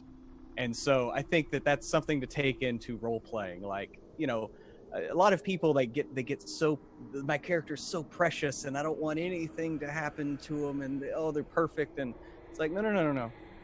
Put them through the meat grinder, see if they come out the other side, and if not, like Redundant said, making a whole new character is awesome. You're birthing a new thing into the world, and I relish. I don't know, maybe that's not the right word, but I love it when a character passes on, and hopefully you do it in an epic fashion, or at least to be something to be remembered, and not just would you rather your character die in their sleep when they're 80, or going out taking on Abhoth and trying to make the world a better place and sacrificing themselves? Revel in it. Absolutely. Yeah, I agree with that. Speaking of creating new characters, I guess we should probably move on to a bit of our session 0 for Doors to Darkness, and actually talk about our characters for this season. Also, we have hit 20 retweets. I did say to you guys, if we hit 20 retweets, I'd allow you guys to create an NPC to put into the Doors to Darkness show. So, underneath this line in chat, give me a name for this NPC. and we'll vote on them, and we'll see who that is. And I will create them into a character, perhaps a villain, perhaps an ally. We'll see. Larry Hawks. It's canon now. Oh my goodness. All right. Well, but let's go around the table and let's talk about our characters. I've got your names on here, so we have an idea who we're going to be talking about. Obviously, we know Sloan's going back, but we'll go around the opposite way. So let's start with Pruitt. So Seth Penhollow. First of all, Pruitt, talk to us about the concept for the character. The concept for the character, I need to find the person on Twitter that gave it to me. But anyway, I did a whole thing on Twitter, and I got a lot of great responses, and I was very torn. But Seth Penhollow is a weasel of a man. I'm imagining kind of greasy hair. He's overweight. He's spent his life in books, sitting down, reading books. And he's a book dealer that he will get you a book. If somebody wants a book, he'll get it. It may not be real, but they don't need to know that. And so, he obviously will keep certain tomes for his own personal collection, but he's not above doing nefarious things in order to get the knowledge that he seeks. And so I look forward to playing kind of a maybe not morally reprehensible, but definitely morally questionable character, like right up front. But one that is, at least he started like it's all about a search for knowledge, right? And so sometimes that will lead people to do things they never thought that they could do, because they want to keep a goal in mind and are willing to sacrifice maybe their morals and ideals in order to achieve that goal.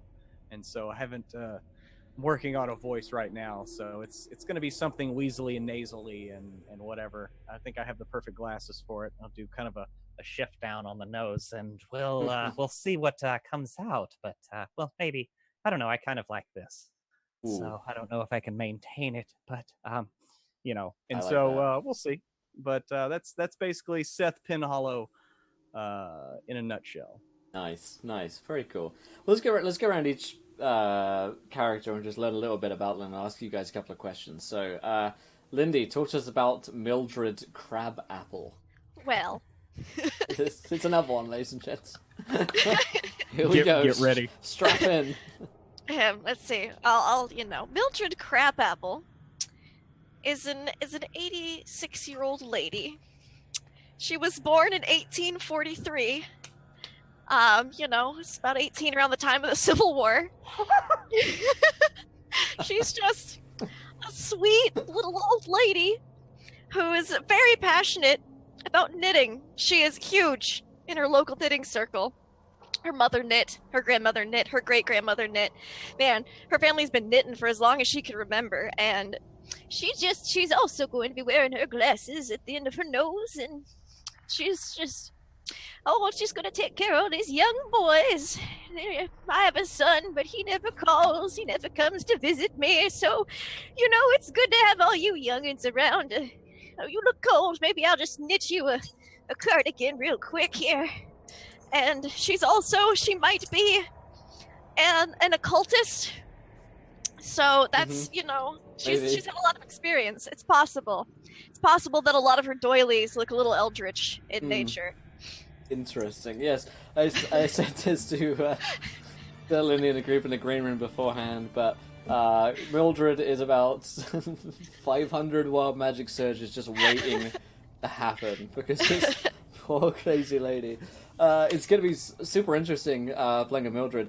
Although, she sounds hilarious and crazy and there's no way that character could be serious. But then I thought the same with Lou. So if there's anyone to be able to do this, then it's Lindy who we give this task. So I'm very excited to play with She's 100% serious. Everybody better get some mittens, a scarf. It's cold. It's so cold. But maybe that's the arthritis talking. I don't know. Amazing. Don, talk to us about Louie Delgado. Louie is old and rotund as well. He was born on the day that the Civil War ended. He's from New Orleans. He comes from an actual like historical family that is a big part of Big Sugar and the movement of the Big Sugar industry from Jamaica to the South, especially after the Civil War, after there was a need for new sugar in the country. So he's heavily invested in the stock market. He travels to New York frequently, and he's invested in Big Sugar and has a lot of money in Coca-Cola, like a crazy amount of money in Coca-Cola. And he's very, very wealthy. He lives a very opulent lifestyle.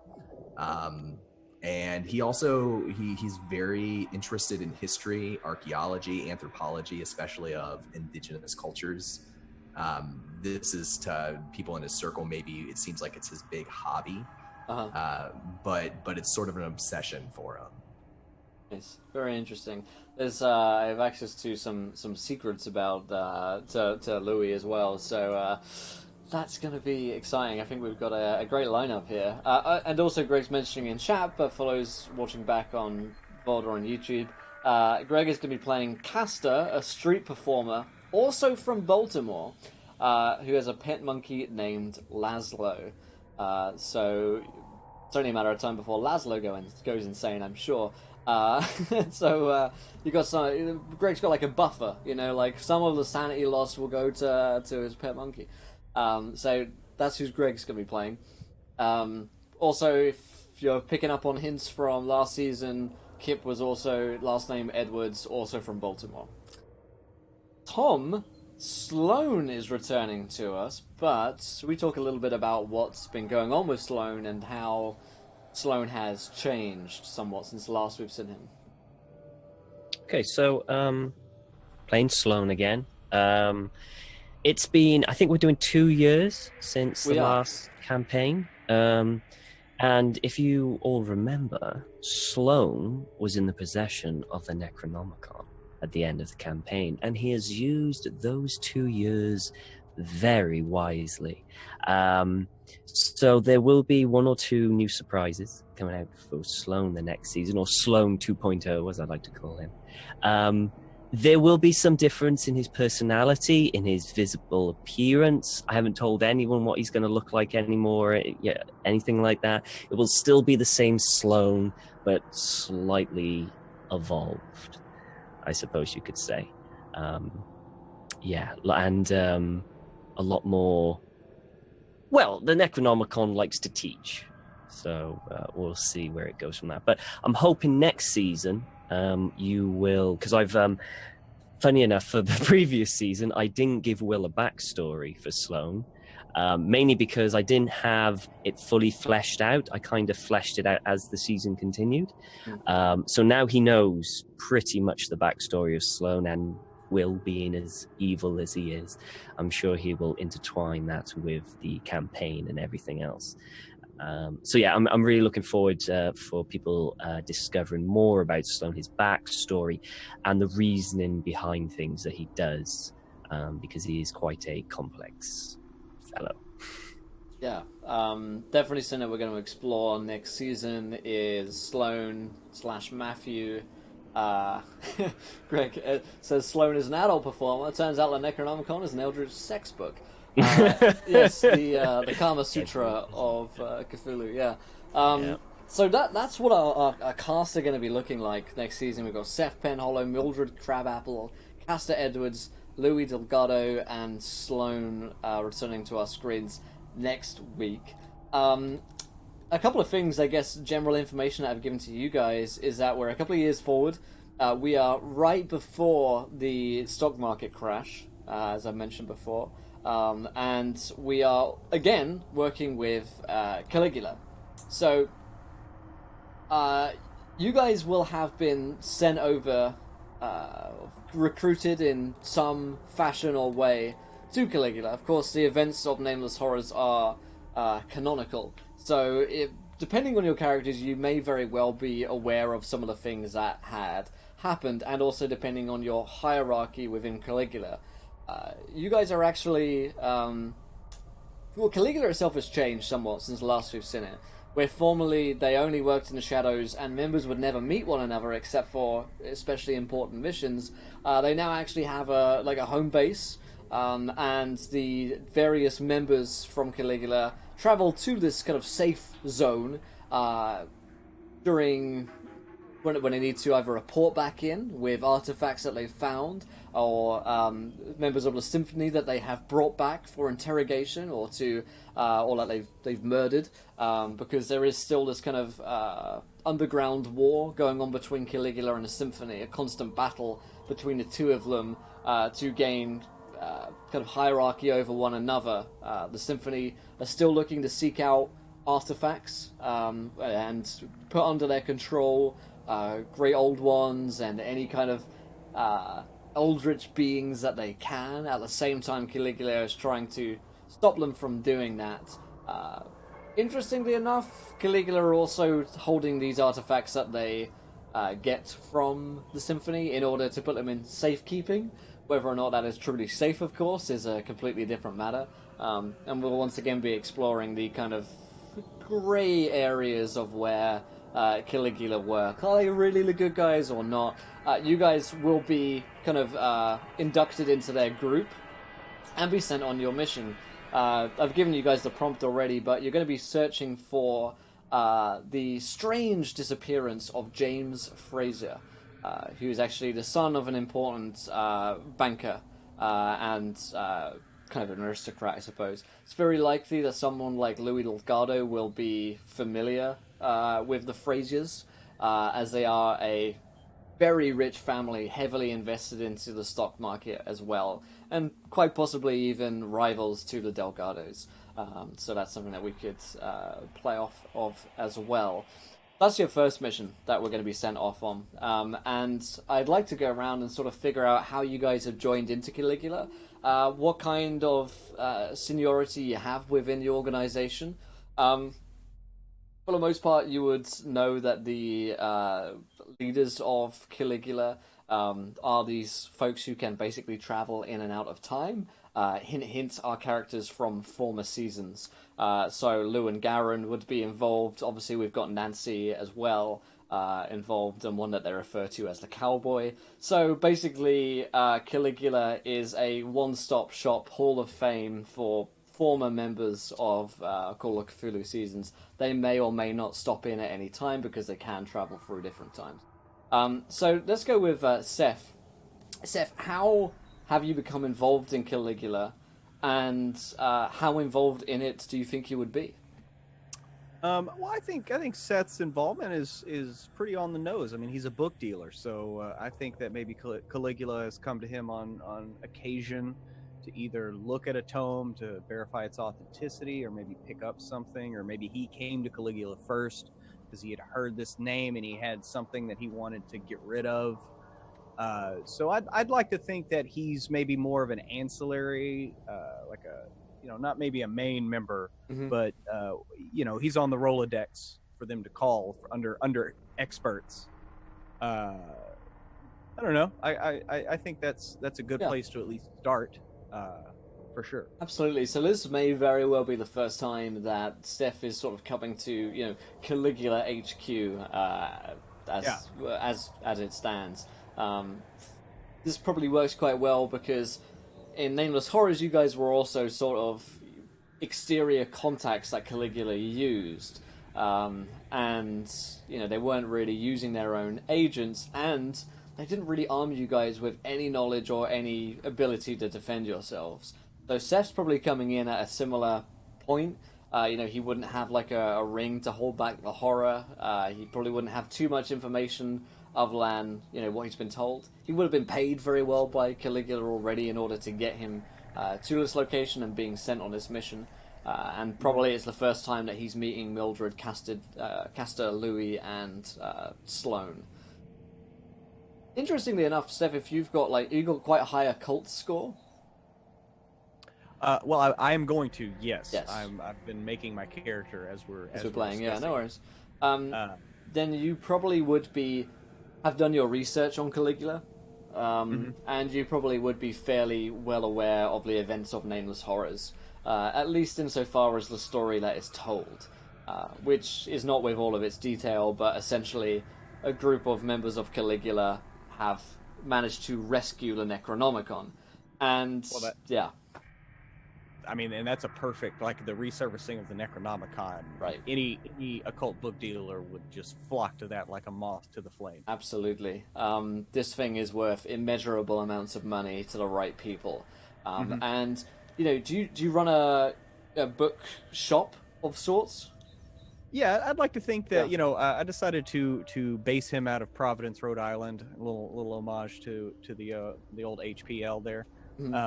And so, yeah, I'd like to think that he has a small, like, corner bookshop. I mean, if you blinked while walking down the road, you would walk right past it. You know, maybe doesn't even have, like, a proper sign up front. And so, yeah, I mean, it's only people that know it exists ever go in there. It's the way he likes it. Maybe he's not necessarily a misanthrope, but he prefers books over people. Right, yeah, so quite probably a recluse. He's done his research on Caligula.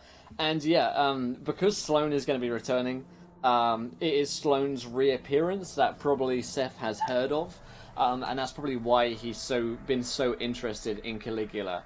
Probably about 2 years ago, when the Necronomicon first resurfaced, he first got his contacts in Caligula, and he's sort of been working with them for these 2 years in order to get to the point now when he might have a chance at, getting the Necronomicon, which is pretty much, sounds like quite an end game for Seth. You would have had, you probably have buyers lined up, I would imagine. Yeah, I was going to say, he's got 4 buyers already on the hook. Yeah. So to give you like an estimate of the amount of worth that this would be in like current times, like this would be, like tens of millions of dollars for the Necronomicon. This item is truly the most sought after item probably in all occult history. There are many different versions of the Necronomicon, but this is, the version, yeah, that's probably what Seth's going for here. Yeah, and of course, he really wants it so he can forge it, sell that, and then keep That's it. it. I mean, yeah, there more are than likely. Yeah, there are like partial translations of Necronomicons that have gone in and out of history, and they sell for millions upon millions as well. This would, if you could get your hands on it long enough to give it like a full translation, give it the works, you would be just set for life. Now, likely some of your buyers are not the most scrupulous individuals. It's probably a don't ask, don't tell kind of scenario, like, I don't want to know why you want this, I'm not going to tell you who I am, they'll give you fake names, that sort of thing. Yeah, and that's fine. I mean, the old saying goes, money talks and bullshit walks. And so if they're flashing the cash, that's all he cares about. Absolutely. As long as their name is at least Benjamin Franklin or higher.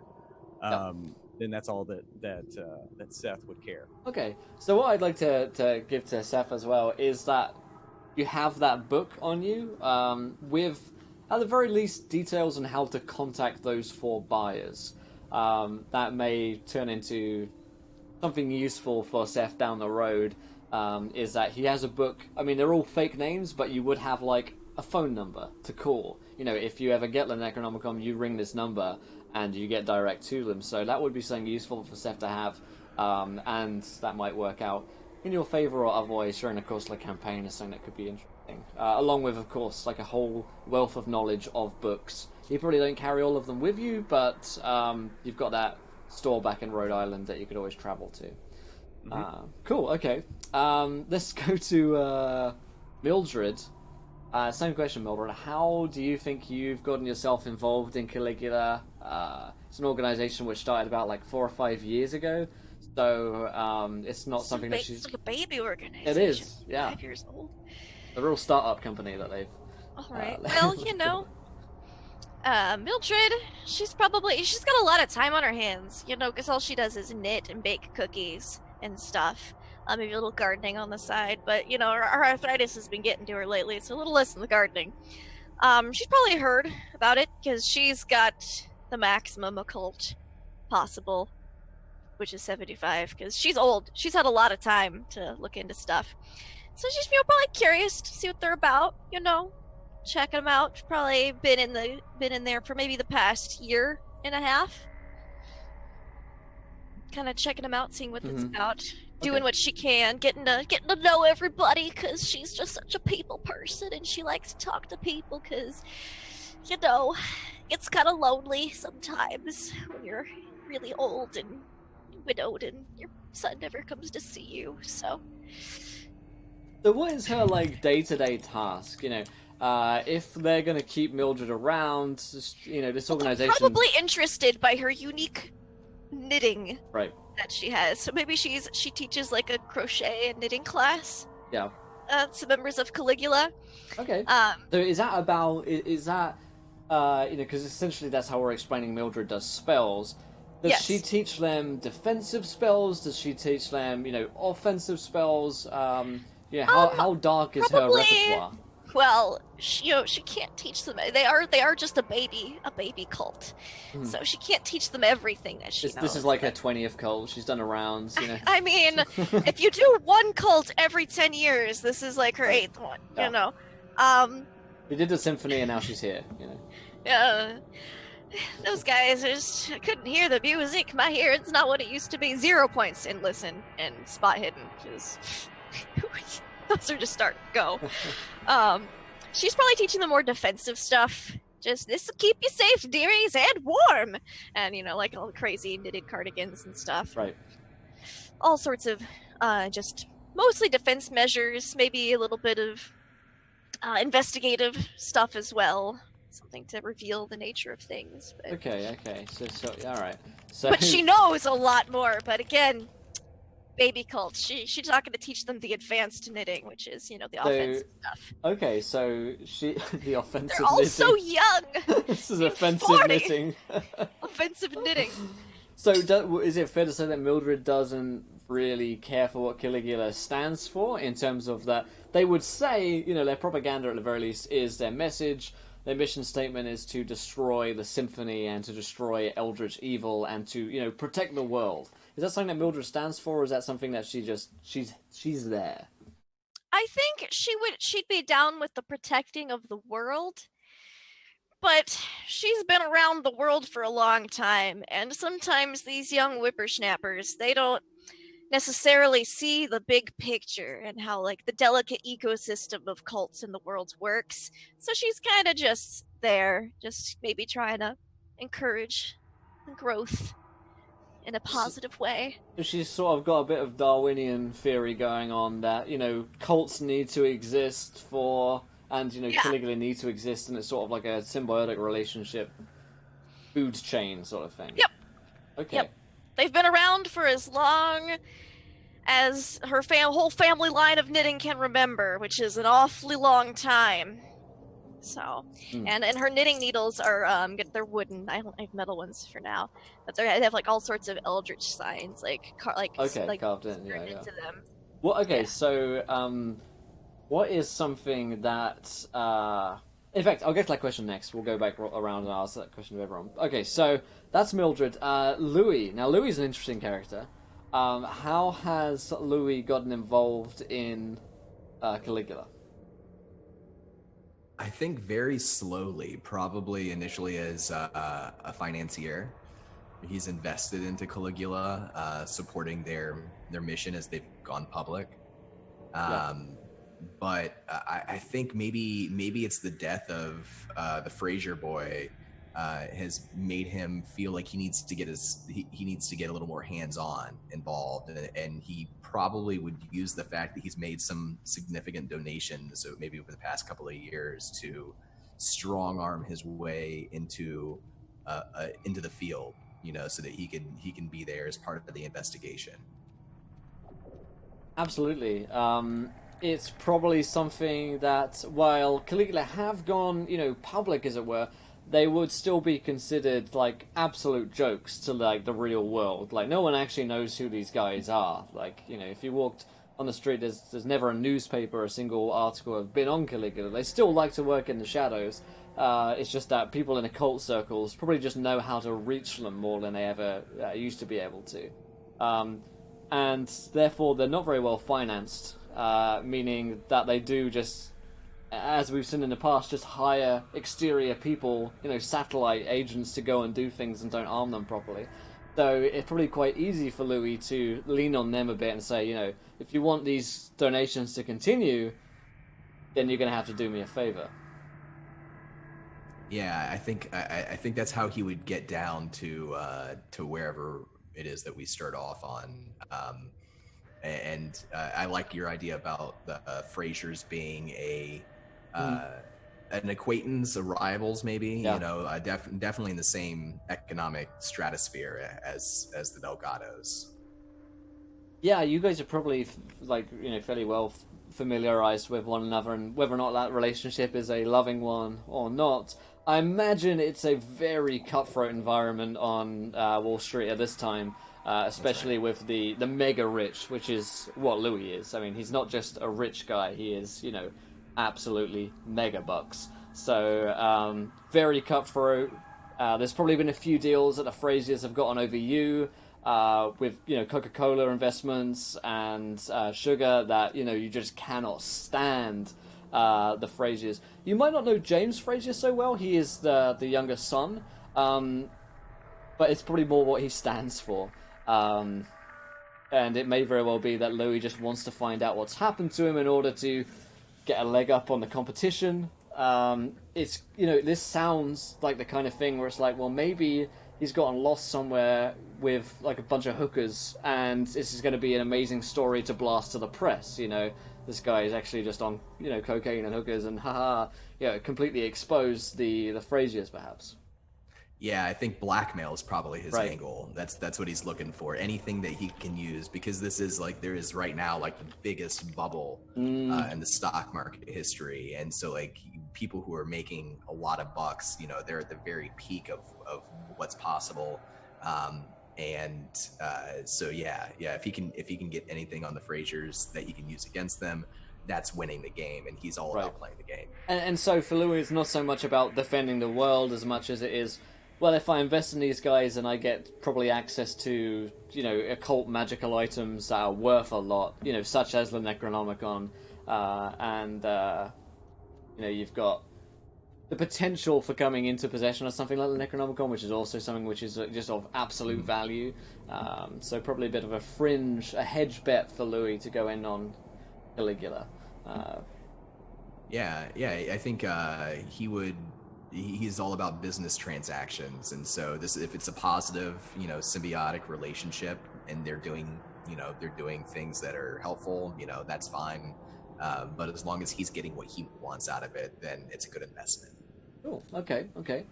And Sloan. So Sloan, you've been away for 2 years, and Caligula has changed since you were last here. Now you've been transcribing the Necronomicon, working on the Necronomicon, reading it, trying to make it safe, and this is your sort of return to Caligula. So as far as you're aware, Sloan, either Caligula doesn't exist or, it still does, but essentially at the beginning of our story, Sloan's going to get a call, right?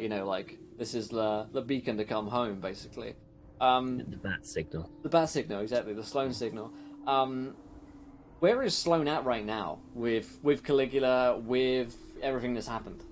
Okay, well, I feel that Sloan still trusts Caligula. Sloan has been with Caligula for a long time, or what you could suppose class as Caligula before its official formation, right? Not so long ago.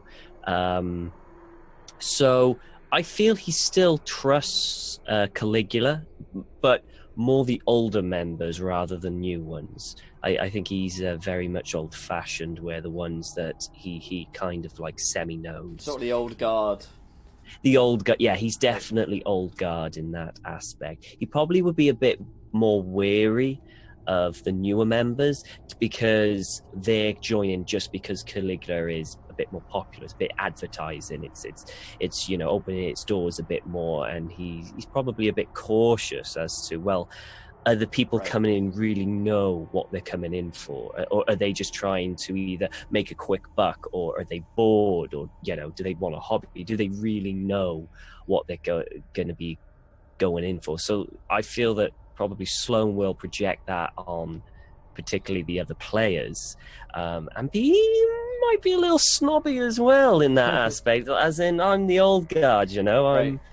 I'm one of the the ones who know stuff. You don't know anything yet, right? And that also, I mean, it's going to quickly become clear to Sloan that Sloan's been elsewhere, and with the Necronomicon, he's managed to hide himself away. And it's only now 2 years since they've been looking for you that Caligula have actually managed to track you down and figure out where you are. It's probably occurred to Sloan that because you've had zero communication with them, that they might think that you're a bit crazy. Like, you spent 2 years with the Necronomicon on your own, and it took Squire Whately about 30 seconds to snap. Yeah. Well, Sloan has been... He's had 2 years to look at this thing, and he's taken every single precaution he knows possible. That's not to say there won't be any side effects or anything. Right. But this wasn't a quick open to have a peek unprepared. Sloan has done this in the most safe location he can possibly think of. So there's probably a good reason why. I mean, I wouldn't be surprised if Caligula thought that Sloan had died and the Necronomicon was lost with him as well. Right. So it's probably going to be a bit of a surprise to Caligula and Sloan himself that they're even contacting him. Yeah, and I guess a question for me to know is Sloan bringing the Necronomicon with him? No, but he can get hold of it if he needs it. Okay. Yep, we've spoken about this. Okay. Yeah. All right. It is very, very safe. Yes. I guess Sloan is probably also aware as well that entering back into the the mortal plane, phase 1 as it were, is putting yourself at a ton of danger because you are the one who has a Necronomicon, and out of character we know that the story has been circulated around occult circles that a man named Sloan has the Necronomicon and has managed to get it safe. So something to be aware of is that Sloan may be the center of quite a lot of tension in this series because he is the one who has the Necronomicon, and as you can tell, a lot of our party are very interested in getting their hands on the Necronomicon. Just a bit. One way or another. So next question, I guess, for you guys, and Pruitt, I know you've got to run, so I'll drop this one on you quickly, and then if you need to get off and do bits, you can. What is something, or what's... I'm just figuring how to phrase this. What's a story that you'd like to tell with your character, this series? And that could be broad picture, or that could be something pretty small. It could be something as simple as I want to play, a bad guy in Call of Cthulhu and see how that goes, or it could be something as I want to investigate and explore this aspect of role-playing. I mean, what I really kind of wanted to explore role-playing wise is I generally don't make selfish bad characters. I mean, we've had a few bad evil campaigns throughout years of playing, but just someone who's just fundamentally flawed in that way, where he really only does think of himself and what can push him forward. And so just see what happens when that kind of mentality butts up against the horror of the reality of the situation. He has all this occult knowledge, and obviously there's something to it because all these people believe, have written so much about it. But maybe there's a part of him that is just kind of a skeptic, just a little bit, It's like, it's probably not, not too much to this. And he's, I'm not going to die again. And, oh yeah. And so probably will though. So yeah, I think it'll be interesting to see that because just a truly kind of a selfish dick. Yeah, that's valid. And something that we haven't seen get from you as a character, because like you mentioned, even Felix was pretty much a good guy. You know, you're trying to do the right thing. Yeah, he did. And maybe it's because I've been listening to the Tomes and Tentacles podcast and I absolutely love Caesar Cole.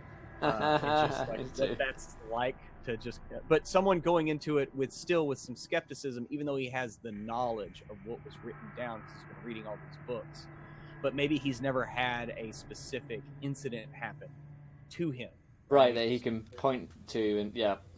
So there's still a bit of a barrier between the reality of the situation and the histories written about that reality. Right. He's he's read everything about it, but it is sort of just history to him. It's not something that maybe has actually happened in real life. Okay, that's perfect. All right, Pruitt, if you need to bow out, go for it. Actually, yes, I do. I need to go and finish that awful thing that we know as taxes. I love you all, and I can't wait to play next week, chat. We'll see you around. Thanks, Pruitt. We'll see you soon. All right, guys, I'm going to fix the characters here, cameras here in a second, but I will ask Lindy you the same question with Mildred. What is something that you would like to explore and or sort of achieve with her as a character this season, or a concept that you'd like to explore? I mean, that's a really good question because I kind of only thought her up like yesterday. Officially. I want to play a really fucking old lady. I think that's just gonna be a blast. That's valid. That's gonna be a fun roleplay challenge for me. I've never played an old lady before.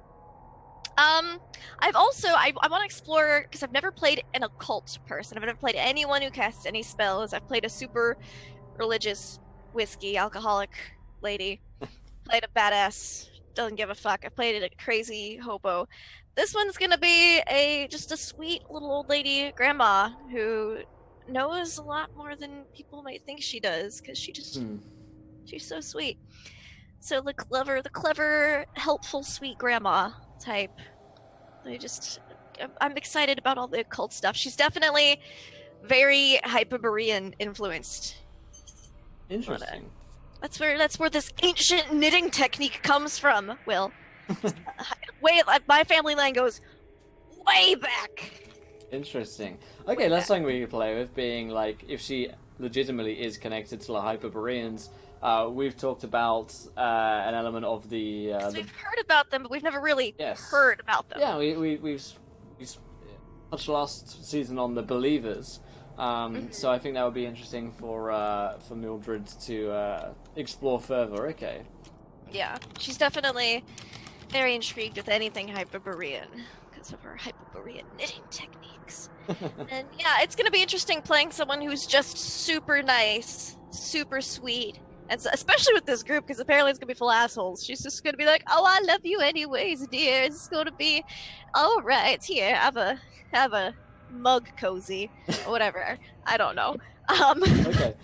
One other question, I guess, on the Caligula note would be: has she been sent on any active missions by Caligula? That's a good question. Would they think this frail little lady, knows how to knit some spells? They'd send her into the field. They've sent worse. I mean, they've sent worse. To be frank, Caligula has very few moral objections about sending people into the field who are completely unprepared for it. Well, I just mean so that they can actually accomplish their goal. Is she competent enough? Yeah, I think maybe she's been on one or two small missions, but she mostly teaches that knitting class. Okay. They are actually pretty short-staffed. Okay. So it's likely that she has been on a couple, I'd imagine, unless it was something that she really wouldn't have wanted to go on, or something that she objected to. But... She probably object to anything overly physical. Yep. I think I'd need my inhaler for that. Okay, cool. So, she's probably done a few recon stuff, just sit and observe, so she could just sit in a cafe and knit with a cup of tea. Yeah, that's nice. Just watch. Okay. Yeah. Great stuff. Louie, same questions for Louie. What is something that you'd like to achieve with Louie as a character this season? Well, I think I'm really interested in this idea that with Call of Cthulhu, something cool about it is that you explore history, And 1929 is a big year in history. The stock market crash is, it's one of those times in history where you can draw a line in the sand, and you can look at what things were before it, and you can look at what things were after it. Yeah. And that's really exciting to me. And I like the idea with Louie of exploring a character who is right there in the middle of that. He's a very big stake in what's about to happen. And I think seeing all the different occult characters, I'm still formulating, some of the details for the character. But I'm also excited to kind of take a look at like other ways to solve problems besides just swinging swords and shooting shotguns. Right. So being able to use money, being able to use contacts, and that's something that's really interesting to me.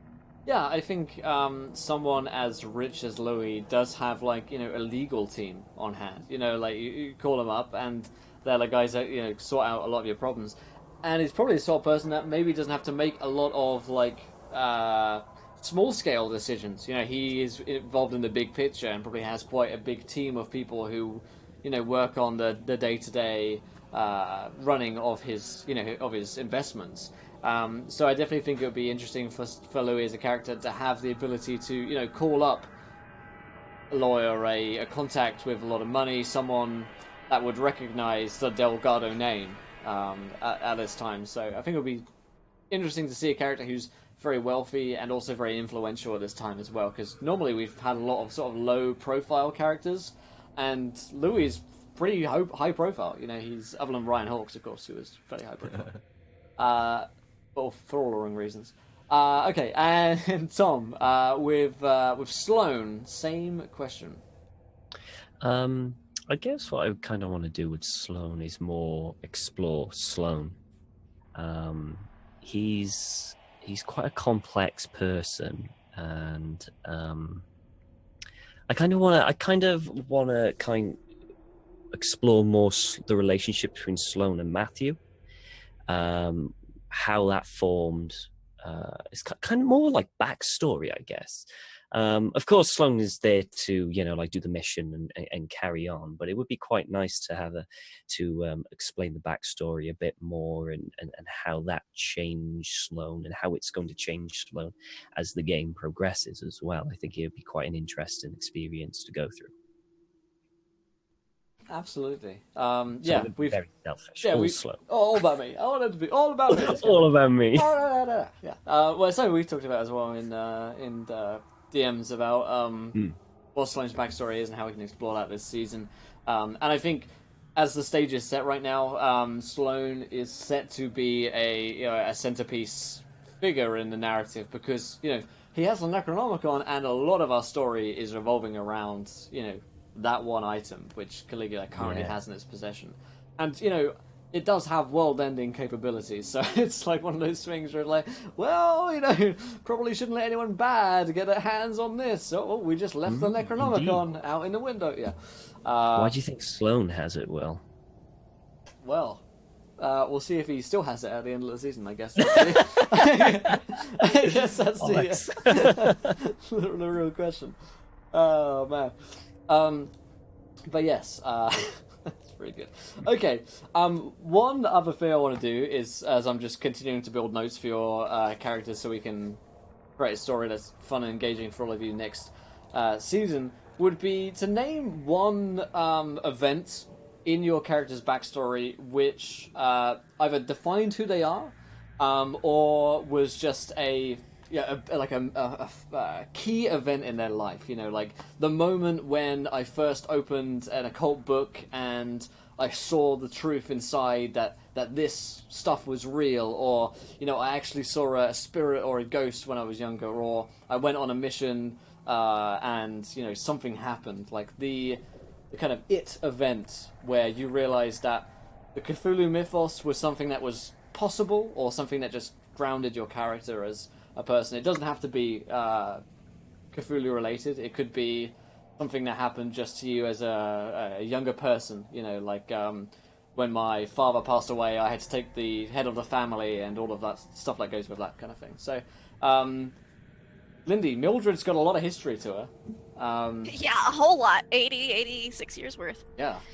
What kind of events have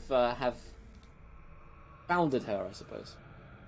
Well, I think her first big event probably what happened when she was a teenager, and she was finally allowed to go to and sit and participate at the knitting circle, which obviously is a cult of spellcasters, and cast her first spell, which is so funny because you cast on and knitting.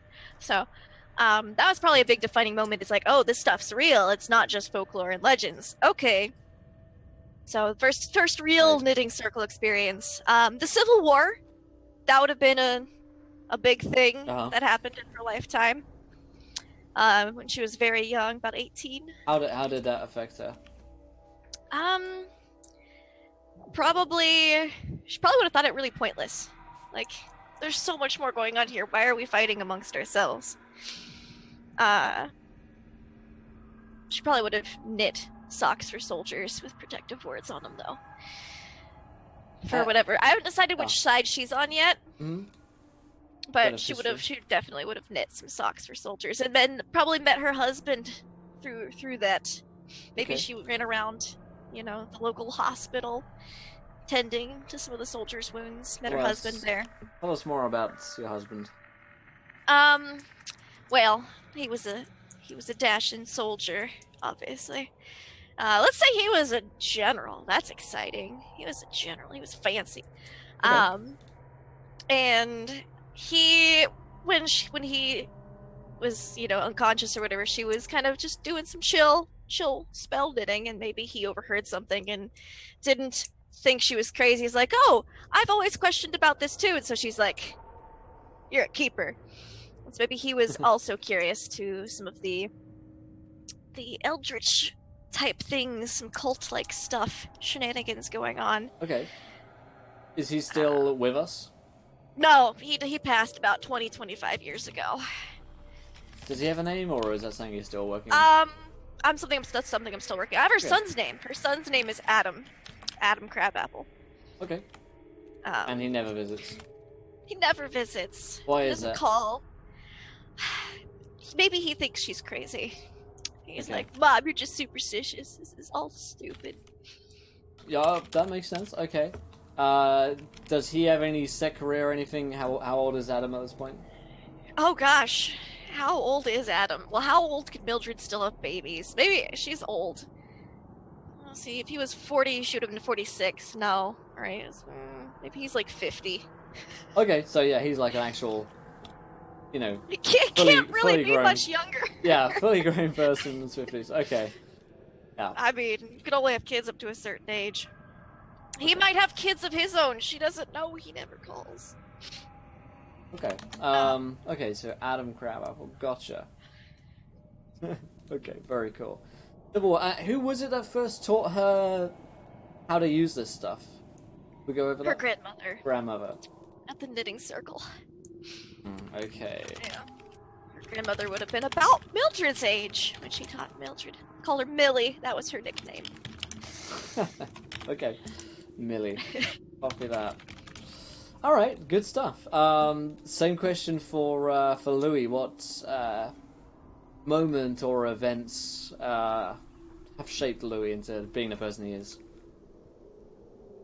I can think of a few, but in terms of like one that I can share. Thank you, Forge. I think his family is this dynasty, and you're born into it. He had one weird thing about him is his father was young when he was born, 13, and his grandfather was 26 when he was born. So there's this 13 and this 13. His mother, he never really knew. She was said to be older, but he was kind of raised and groomed by the help. And I think he's diverged from the rest of the family. He's still involved in the dynasty in the sugar industry, but he's never taken a wife. He just doesn't seem interested in settling down. He doesn't have any children to continue the family line. He would have gone, I think one moment that would have really turned his life around is he would have gone looking for his mother, who his uncle would always say was a swamp witch. And so as a young man, he would have gone into the swamps looking for her. And I have this idea in my head that he finds her there in, this little hovel. Yeah. And she's deeply involved in voodoo, and maybe she says something or she does something. It's a very visceral thing that sticks with him for the rest of his life and kind of informs his decision to maybe step aside. Like he follows his family line, he does the things that he has to do, but he's also finding his own way. He's changing the rules of the family moving forward after that. Great stuff. Thank you, Don. Sorry, I was muted and typing all this stuff down here. Great stuff. That answers a lot of questions. Cool. And then Sloan.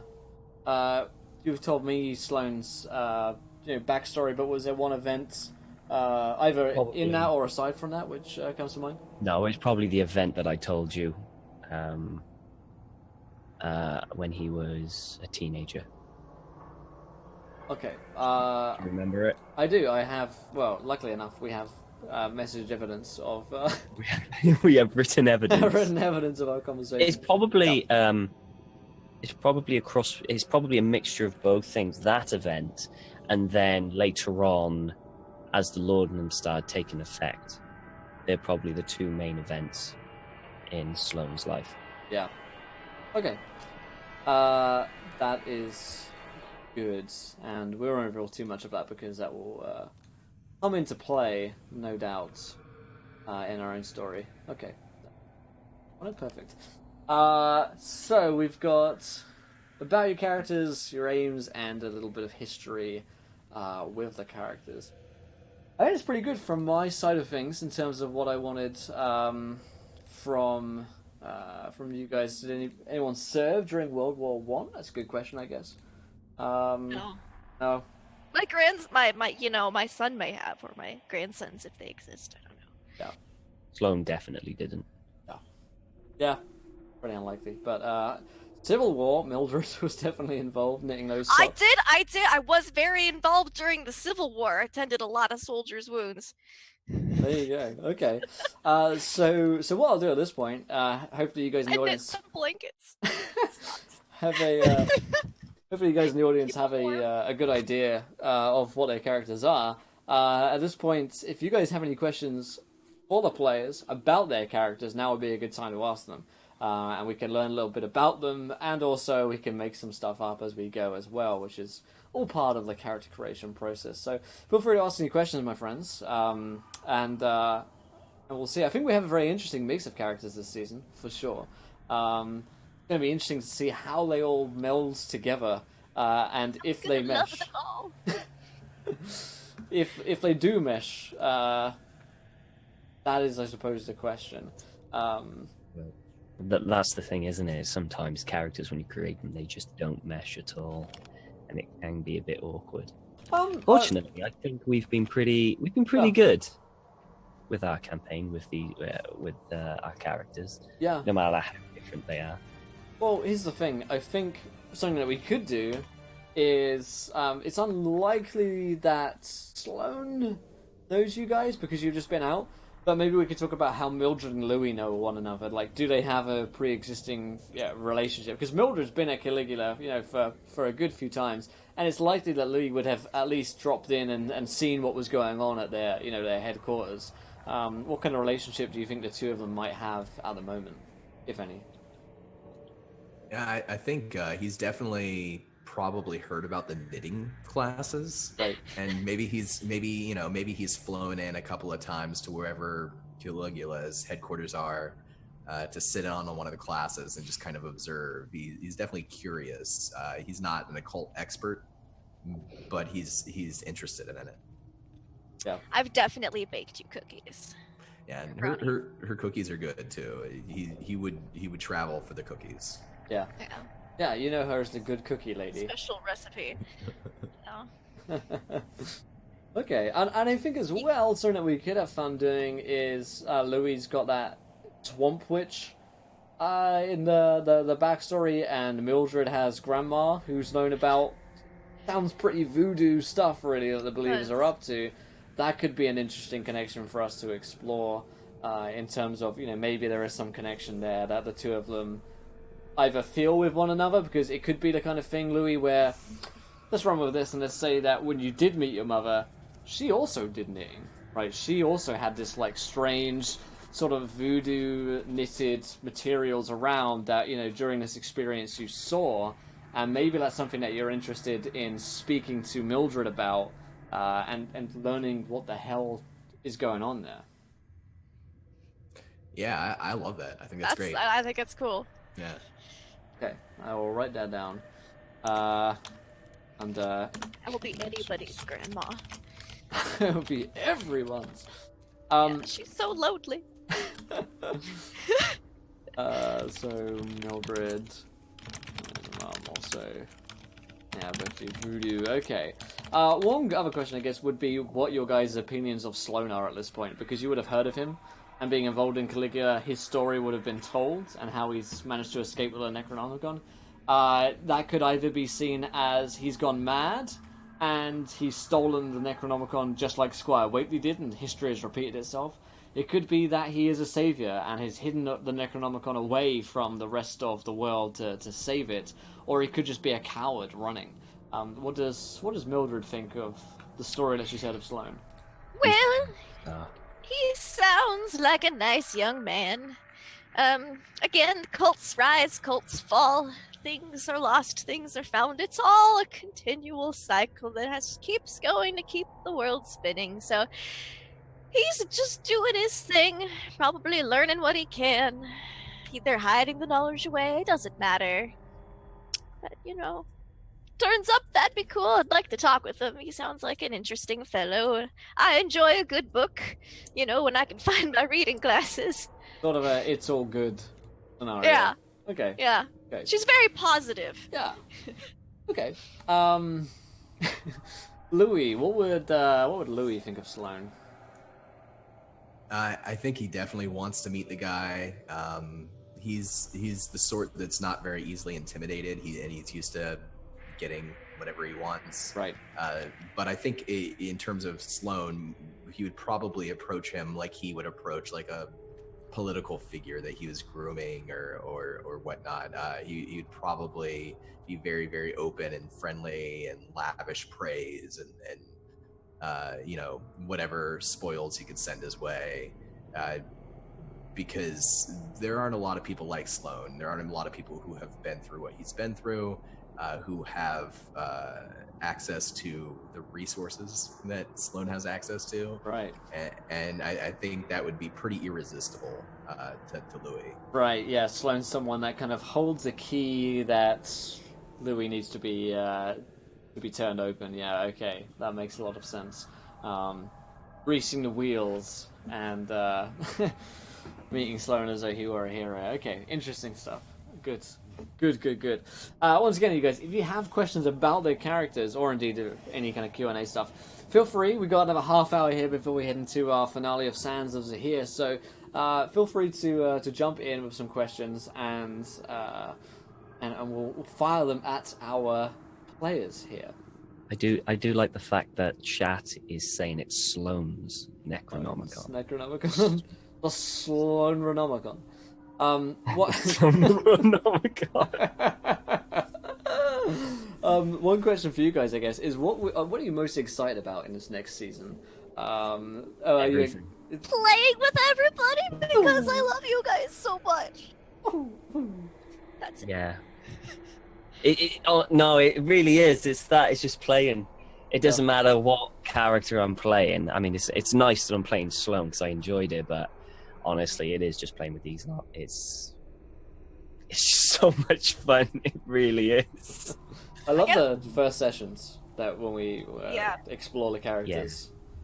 I'm really excited to meet everyone's character in character and get to know everyone. I'm excited to see which direction the story goes, how the character relationships develop, especially since I'm playing an I love everybody optimistic. Oh, it's just another cult, dear. It's fine kind of character. It's going to be interesting. And every single old lady stereotype possible. I'm doing research already for that. You got a kitty. Beyond like just getting to start all over again with the same people, which is always so much fun. There's also, I feel more invested in the story after a couple of seasons and how you've connected the story so far. And so a big part of me is really just excited to see, okay, well, what's the, like, how's it going to turn next? Like, what's the next part of the story?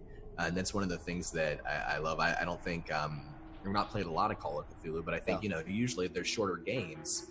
And this is sort of like one big, long game. And I love the kind of shape that it's taking over time. Thanks, yeah. Something that I said at the end of the finale, but is that this story is sort of 3 acts, with Nameless Horrors being the first, Doors to Darkness being the second, and something special planned for the third and final act of this sort of year-running kind of roleplay. So we head into our second season, which takes us up to month 8, and then season 3 takes us all the way up to the end of the year. So we kind of sliced the year into 3 different parts for the seasons, and we're going to get a fun little chance to see what's going on over the course of the campaign and see returning characters and returning villains. One of my favorite things about this game. Kiana asks, if you could sum up your character in 3 words, how would you do it? That's tough. I don't know. I think how I've got mine. Yeah, okay. Logical, calculating, and misunderstood. Oh, I feel bad now. Yeah. It's just so misunderstood. Okay, Lindy, how do you sum up Mildred? Oh, Don, how do you sum up Louie? The old finger on nose saved. Well, that's a good question. Ambitious, opulent. I love that word, and I think it describes him really well. And ruthless. I like that. Okay. And, Okay, I got it. Mildred. All right. We're gonna go with curious, caring, but lonely. Oh. My heart, the feels. I can tell the feels are going to be high again this season. Okay. Ruthless, lonely, and misunderstood. That's our bandit adventures. It's funny, we said last season that we had kind of like pretty badass characters in this season. We've got old people and nerds.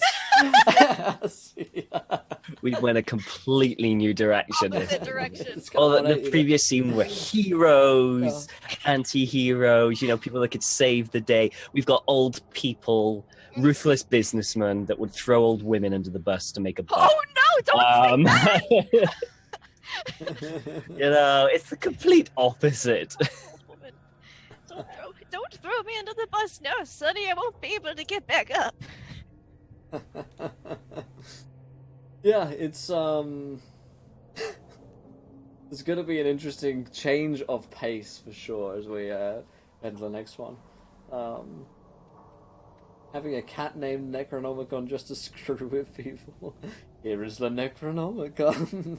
Write that down, Will. Write it down. That's the power plays going in. I'm writing that plot twist at the end. Okay, question for all of you guys. What happened to Larry? I mean, this is a question that everyone really wants to know. No one's been brave enough to ask it, but I'll go ahead and do it. What happened to Larry in your headcanon? In our headcanon. Okay, so either in your headcanon or what you actually think has happened to him. In my opinion, right, this is in my head, he was the best man for their wedding. Little Slug was holding the ring up the aisle. It took about 3 hours. Right. But Larry finally got there and gave not only the best man, but gave Lou away as well. That's my headcanon. I do need someone to give me away.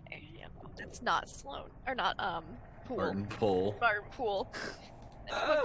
Poole would give you away. He would. Oh, I know he would. Why, my darling, I'm just so proud of you. No. Amazing. Oh, well, Lindy, what happened to Larry? Well, I think that being a slug, he was immune to the knockout gas that happened, and he just slipped out. He crawled up to the ceiling and slipped out when they got, they dragged our bodies out, and then waited and followed and finally found me. Took him a long time to find me. You don't think he got trapped in limbo then? Because, I mean... No, he finally caught up to the group when we were, like, opening the tomb and stuff. Did he? He was just, but he's quiet, because slugs don't make any noises. Huh. So he got sucked back with us, and eventually, right before, because in headcanon, Todd and I have a little story of what happened to Garin and Lou. He found them right before they were about to board the boat to Italy, and came with them, and is their guardian slug. Well, this has opened a whole door. I'm gonna get that one in a second. Don, what happened to Larry? I think Larry is and always was Cthulhu. That's I think he's the big bad of the final season of Wednesday Cthulhu. No, End of season 3 is a door to darkness. Larry and Lou will be reunited and happy. Okay, so you kind of threw this one in as an aside, but now it's something that we have to hear. What went on with Lou and Garin then? In what? What? Well, we decided that that we should go somewhere and relax for a little bit before doing work for Cthulhu, because Lou's basically got her memories back twice now. It takes a while to sort through it, and nowhere near any asylums, nowhere in the South, and Garin wanted nowhere in New England. So we were like, okay, well, I guess that leaves Europe. And I was like, I hear Venice has been fixed up real nice. I hear they've just rebuilt a whole lot of that. And we were going to get Italian food, so that pretty much sold it. They move out to wine country, Italy. And while away their days for a time. I think they probably maybe like Caligula has called them in a couple of times, but they don't go looking for trouble. Yeah, it's maybe they ignore the call sometimes. We retired, yeah. But yeah, definitely like mental recovery would be a big one. Regaining some sanity. Yeah. Garin, I think, picked up cooking. That's his new his new muse. He's been teaching himself how to cook. And there's still like a lot of trauma in what they went through. It's unimaginable. So I think there's some bad habits. Maybe I was thinking about Garin's probably started to drink more than he did before. Particularly like wine and limoncello. A lot of limoncello, yeah. That's right. Yeah, he's in Italy. He's just doing it. So is Garin going to get a bit of a beer belly? Is he going to be a bit out of shape now because he's been maybe for season 3? It's going to be a few years before we see him again. I'm imagining this as I don't know if you guys have seen the third Mummy movie, but they've like retired. And they've gone away, Rick O'Connell and Evie have retired, and they've kind of gone off to their mansion, and they're like, we don't do adventure anymore, but are actually kind of going a little bit crazy from not having any action. And then, like, they get the call, and it's like, oh, we don't do this, but, side glance to one another, let's do this, Lou is taken up to, instead of nicking things, she's taken up to playing the piano, because she's quite nimble-fingered, and music kind of helps kind of piece everything together. So she's been doing a lot of musical pursuits and gardening, because she's got to get down to those hobo roots every once in a while, get a little dirty. Yeah. And before you asked me what happened to Larry, I had said she grows a bunch of slug food in the garden, so she can have a ton of garden slugs. Oh. She misses her best friend that's not jolly. Yeah. So it's been quite a relaxing time for the two of them, but Sloan has been like trapped away in a pocket dimension, transcribing the Necronomicon, and slowly going insane as he does so. No rest for the wicked. No rest for the wicked whatsoever, especially when you have the Necronomicon, or as it's been mentioned in chat, the Necronomicat, which is something which I would like to see coming. I'm gonna write that one down for. That's Tesla's new Halloween costume right there. There you go. And the Micron cats. There we go. The NPC that you guys have named is Prospero for next season, so I'll work that into. That sounds Italian. Does, doesn't it? Kind of reminds me of a previous Italian. Was he Italian? He was from Venice, right? Was it from Yeah, Venice? so he must have been. Yeah. Yeah. What's his name? Hans? Do you remember Lindy? Do you remember the Italian? The train, the thingy train. I What do. was it? What was his Berto. name? Berto. that I one. could never forget Berto Berto. because he was so sweet on Nancy, and Nancy was like, "It's not decent." Oh, rip Berto. Good boy. Yeah. But Oh, and we also took the boat to Italy because we crashed in a plane, and Yeah. we've heard trains are very dangerous. So Yeah. a boat was the only safe method to get there. oh, just you wait until next season. I know. We said that, and then you posted the swamp thing, and we are like, "Oh shit." Yeah, Guess I boats are gonna be- Hey, we yeah. got to Italy before the boats became dangerous. I'll see if I can get you guys a sneak preview of the assets for next season. So yeah, up here on the screen is some of the assets for next season. This isn't finished yet. Actually, we've actually a couple of days left to finish all of the work off, and they will be animated as well. But this is some of the asset placement for next season's overlay. And yeah, I posted this to their group chat the other day, and I was like, hey guys, go to a swamp. So, yep, this is my step-by-step plan to destroy every different piece of public transportation that I can possibly find in my eternal quest against Because public transportation. I need more PTSD Yeah. travel. I hear the trains pass by my house daily, and I'm like, No. No. So, yeah, we'll see. We are going to be getting to some swamps. And actually, someone had asked earlier the question, how much Doors to Darkness in there. I'm also throwing in a bit of the module Blackwater Creek, which I highly recommend as well. It's a short little one. I think you can grab it for about $5 or $7. And it is set in a swampy creek, and it has a pretty unique little story going on inside there. So I'm going to be using inspirations from both Doors to Darkness and Blackwater Creek, both of which books I highly recommend. And I'll also be using Sandy Peterson's field guides to Lovecraftian horror, along with what was the big spell book that they sent me the other day? I've forgotten the name of it, but there's like a 500 spell book, like Chaos Zone sent to us, that we're going to be drawing inspiration from. And in fact, we already have. say, Yeah. So if there are any spells, then we have a big tome, my own personal Necronomicon, in order to help the party in their quest. Aside from just using the red sign of Shuddermill, which I think has traumatized Pruitt to... Not just Pruitt, all of us. Bloody hell. Such a good spell, though. Spell. Yeah. That's... I actually read the requirements for casting that spell. Bloody hell. Yeah. It's not a good one. It's not a good one. And it does just slowly destroy the bones inside of you, basically, leaving you as a sack of flesh. So yeah, big fan of the red sign over here. We may see its reappearance coming into the next season. As poor Garin knows. so it's the osteoporosis spell. That's right. Yeah, Yeah, just like times 10,000, and you should get there. Any last questions, guys? Feel free to drop them in. We actually have the finale of Sands of Zahir coming up here in a minute. I'm very much looking forward to Doors to Darkness. I'm looking forward to seeing how our characters progress with one another, how they get along. I think session 1 is one of my favorite sessions for looking back at all of the seasons that we've done. I always really enjoyed the first sessions and seeing how they interact. Of course, you'll be able to catch Doors to Darkness 1 p.m. Eastern on Wednesday every single week. So be sure, mark that down in your Google calendars, turn on your notifications, subscribe on YouTube, go back. You've got a week to watch all the previous seasons. You've got a week to watch Nameless Horrors if you haven't yet. Go onto YouTube, go into the playlists, and you can watch all of the other shows that we've done on there as well. I strongly recommend.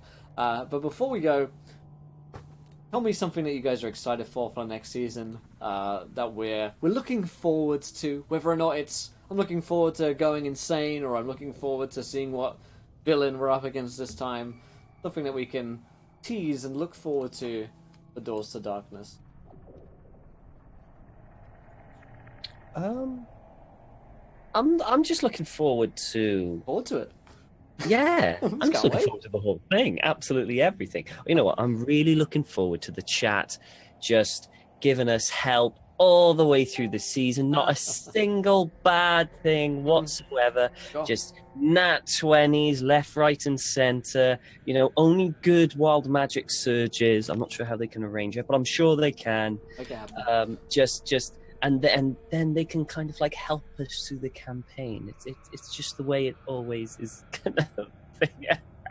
It's never like that. Never gonna happen. But we can hope. Maybe this season there'll be more, help for the party. Well, I suppose logically, the more wild magic surges you have, the more that you could get good ones. True. You know, the odds are, statistically speaking. Yeah, maybe in your favor. Can't confirm, but maybe they are. Lindy, what's something that you're looking forward to? I'm looking forward to seeing how the group does with no muscle. It's gonna be the first season we've not had anybody who's like a gun guy or a stabby person. We're again nerds and old people. Like I'm really curious to see how that all plays out. I think it's gonna be fucking awesome. I just see it. It's gonna be great. I am so excited about that. And again, just playing. I love playing. I think about this game constantly. Just like, oh man, Cthulhu's in like 3 days, and I'm like, oh man, it's like 2 days. I count down every week as soon as it ends. I'm like, oh man, we're like 6 days and 27 hours. You know. That's actually a very good point that Lindy makes. We haven't got a fight. Well, I don't think we've got a fight. No, I don't think Greg is. We're gonna have to approach, challenges at a different way.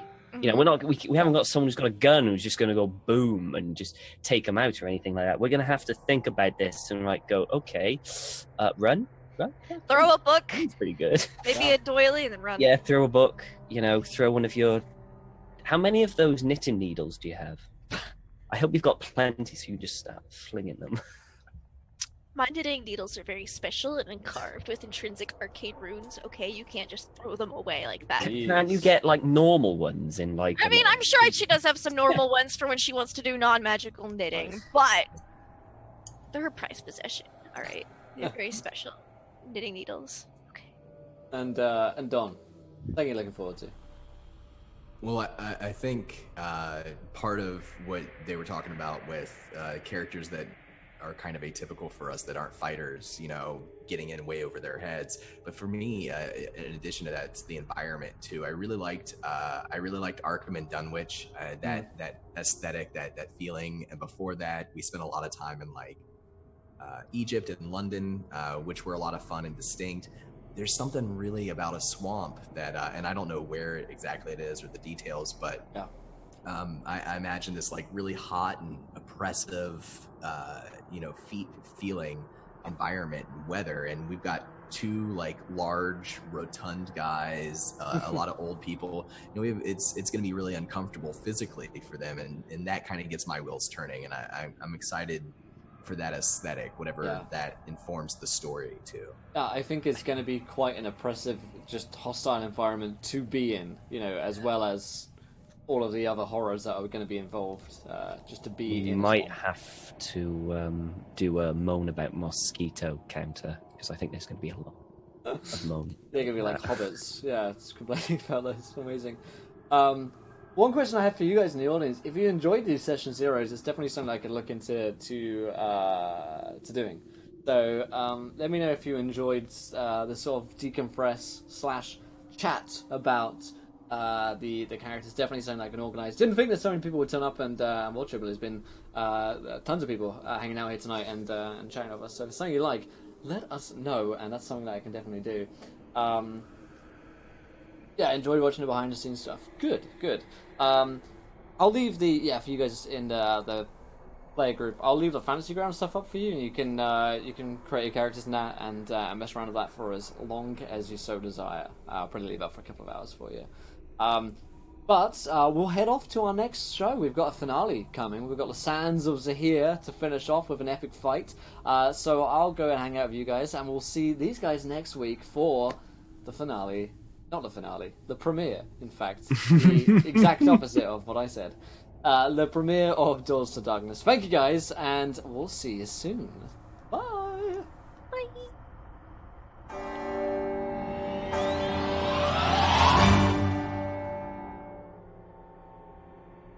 right, everybody.